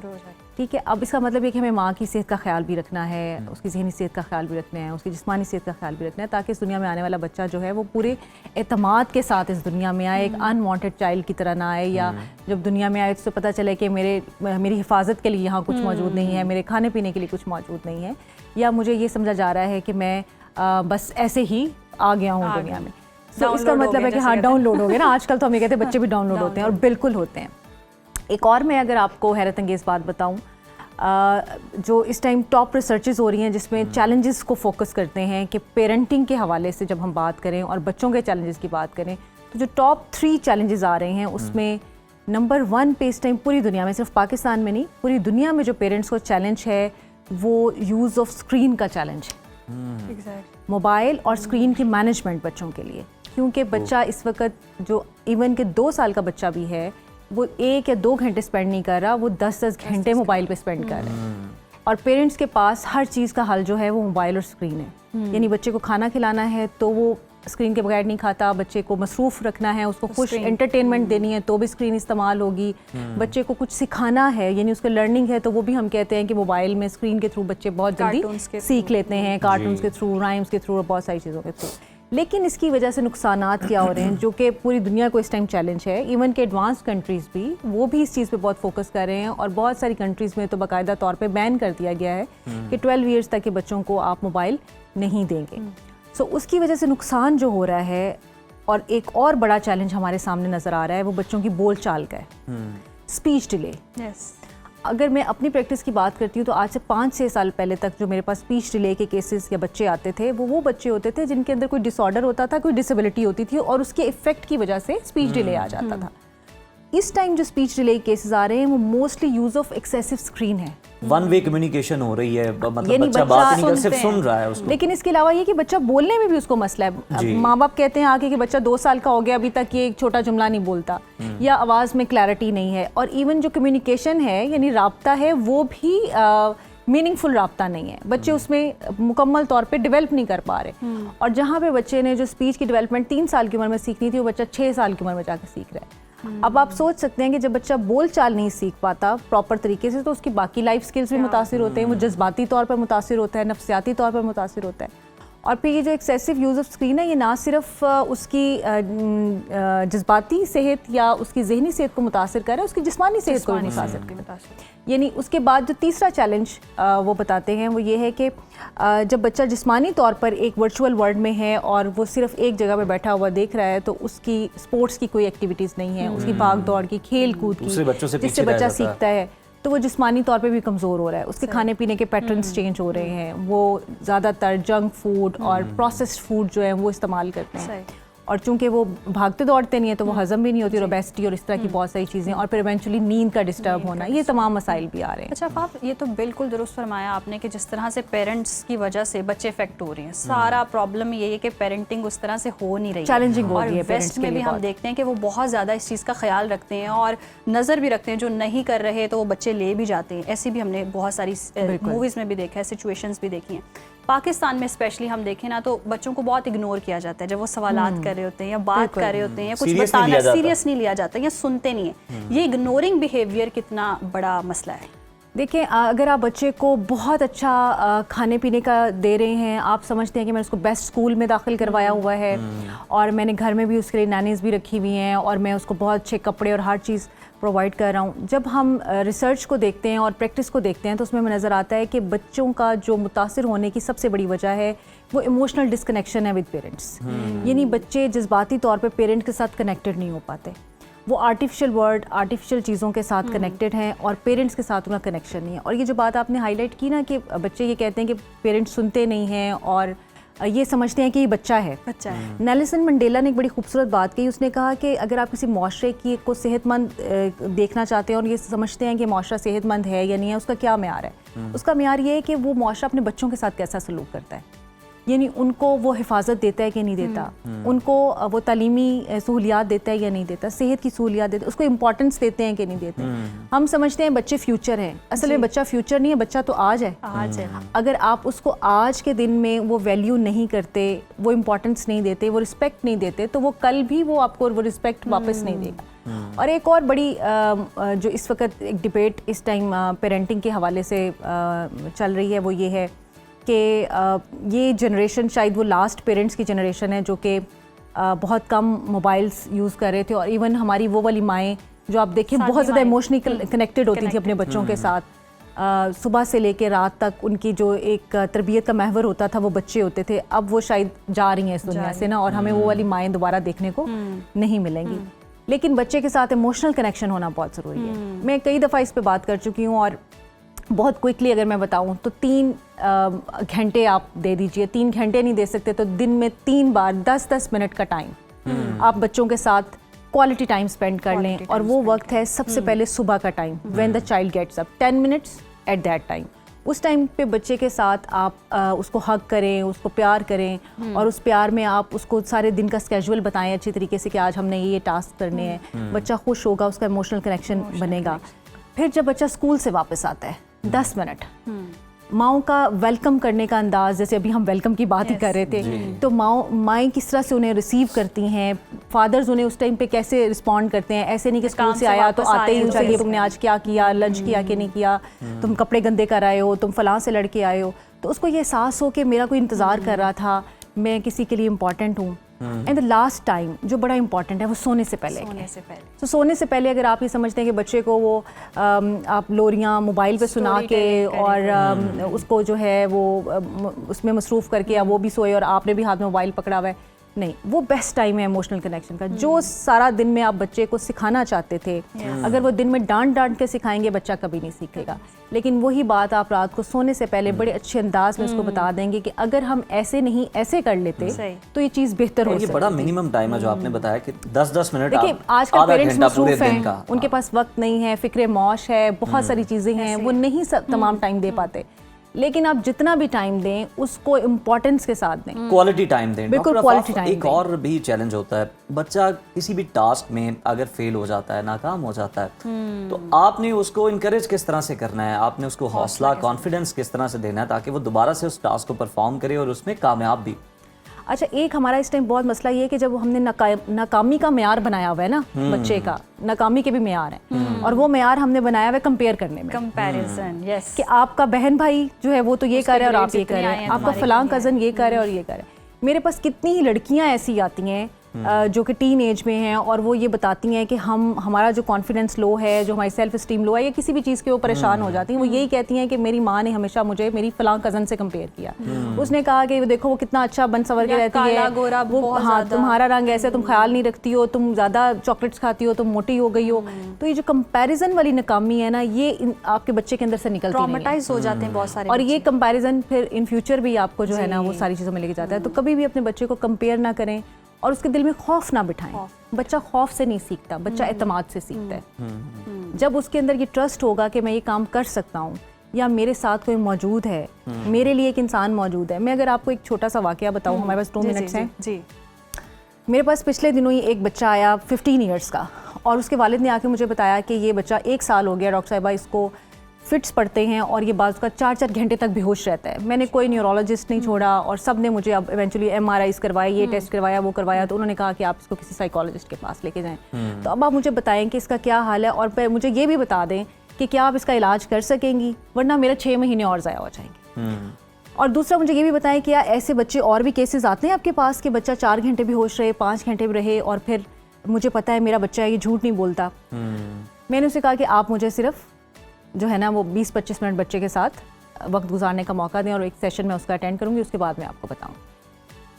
मैंने खैर बाप को भी बताया और बच्चे को भी बताया। मैंने बाप को बताया कि देखिए कोई टेक्निकली मेडिकली कोई ऐसी बेहोशी नहीं है जो 4 से 5 घंटे तक रहती हो। अच्छा, इसमें एक ये चैलेंज होता है कि ज़्यादातर वैसे फीमेल्स में होता है, इसको हम हिस्टेरिया कहते हैं, जिसमें कि पेशेंट जो अपने ऊपर कैफियत तारी कर लेता है, वो बेहोश होता नहीं है लेकिन वो एक कैफियत तारी कर लेता है और वो घंटों घंटों में बेहोशी में रह सकता है या एक नमनेस में रह सकता है और रिस्पॉन्ड नहीं करता अपने इर्द गिर्द के उसको। अब जब मेरी बच्चे से बात हुई और मैंने उसको थोड़ा कॉन्फिडेंस दिया और ट्रस्ट दिया, तो उसने जो मुझे वजह बताई वो बड़ी हैरान कुन थी। उसने फौरी तौर पे मोबाइल स्क्रॉल करना शुरू किया और मुझे कुछ इमेजेस निकाल के दिखाए और वो इमेजेस उसने मुझे दिखाए, कहते हैं ये देखें आप, ये मेरे पापा के टेक्स्ट्स हैं जो उन्होंने किसी और खातून को किए हुए हैं और 1 साल पहले मैंने ये देखा और मैं इस ट्रॉमा में से निकल नहीं सका। मैंने उससे पूछा कि आपने अपने पापा के साथ ये शेयर किए? कहते हैं हाँ मैंने शेयर किया, लेकिन मुझे मेरे पापा ने इस पर कोई रिस्पॉन्स नहीं किया और मैं अपनी मामा से शेयर नहीं कर सकता था क्योंकि मामा पापा की ऑलरेडी घर में बहुत लड़ाइयाँ थी और मुझे समझ नहीं आई कि मैं इसको कैसे रिस्पॉन्ड करूँ। तो मैं इसको इस तरह से अब फील कर रहा हूँ और मैं उसको शो करने के लिए मैं ये एक्ट करता हूँ। अब मैंने उसको जो समझाया वो ये समझाया कि असल में होता क्या है कि बच्चा अपने माँ बाप को एक परफेक्ट एंगल में देख रहा होता है। Exactly.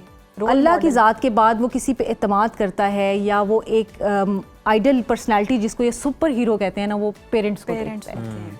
So parenting is very challenging in this age. आपको बहुत सारी चीज़ें फिर अपने बच्चों के लिए सेक्रीफाइस भी करनी पड़ती हैं और एक बेहतर अंदाज से उनके सामने अपने करैक्टर को भी प्रेजेंट करना पड़ता है जिससे बच्चे आपका सीखते हैं।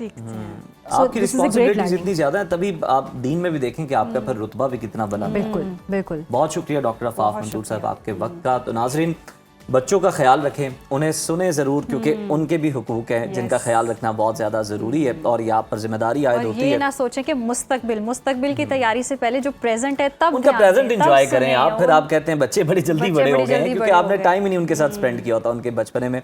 तो जनाब अपना ख्याल रखें, बच्चों का भी ख्याल रखें। हमें इजाज़त दीजिए, कल दोबारा इंशाल्लाह आपसे मुलाकात होगी। टिल देन अल्लाह हाफ़िज़।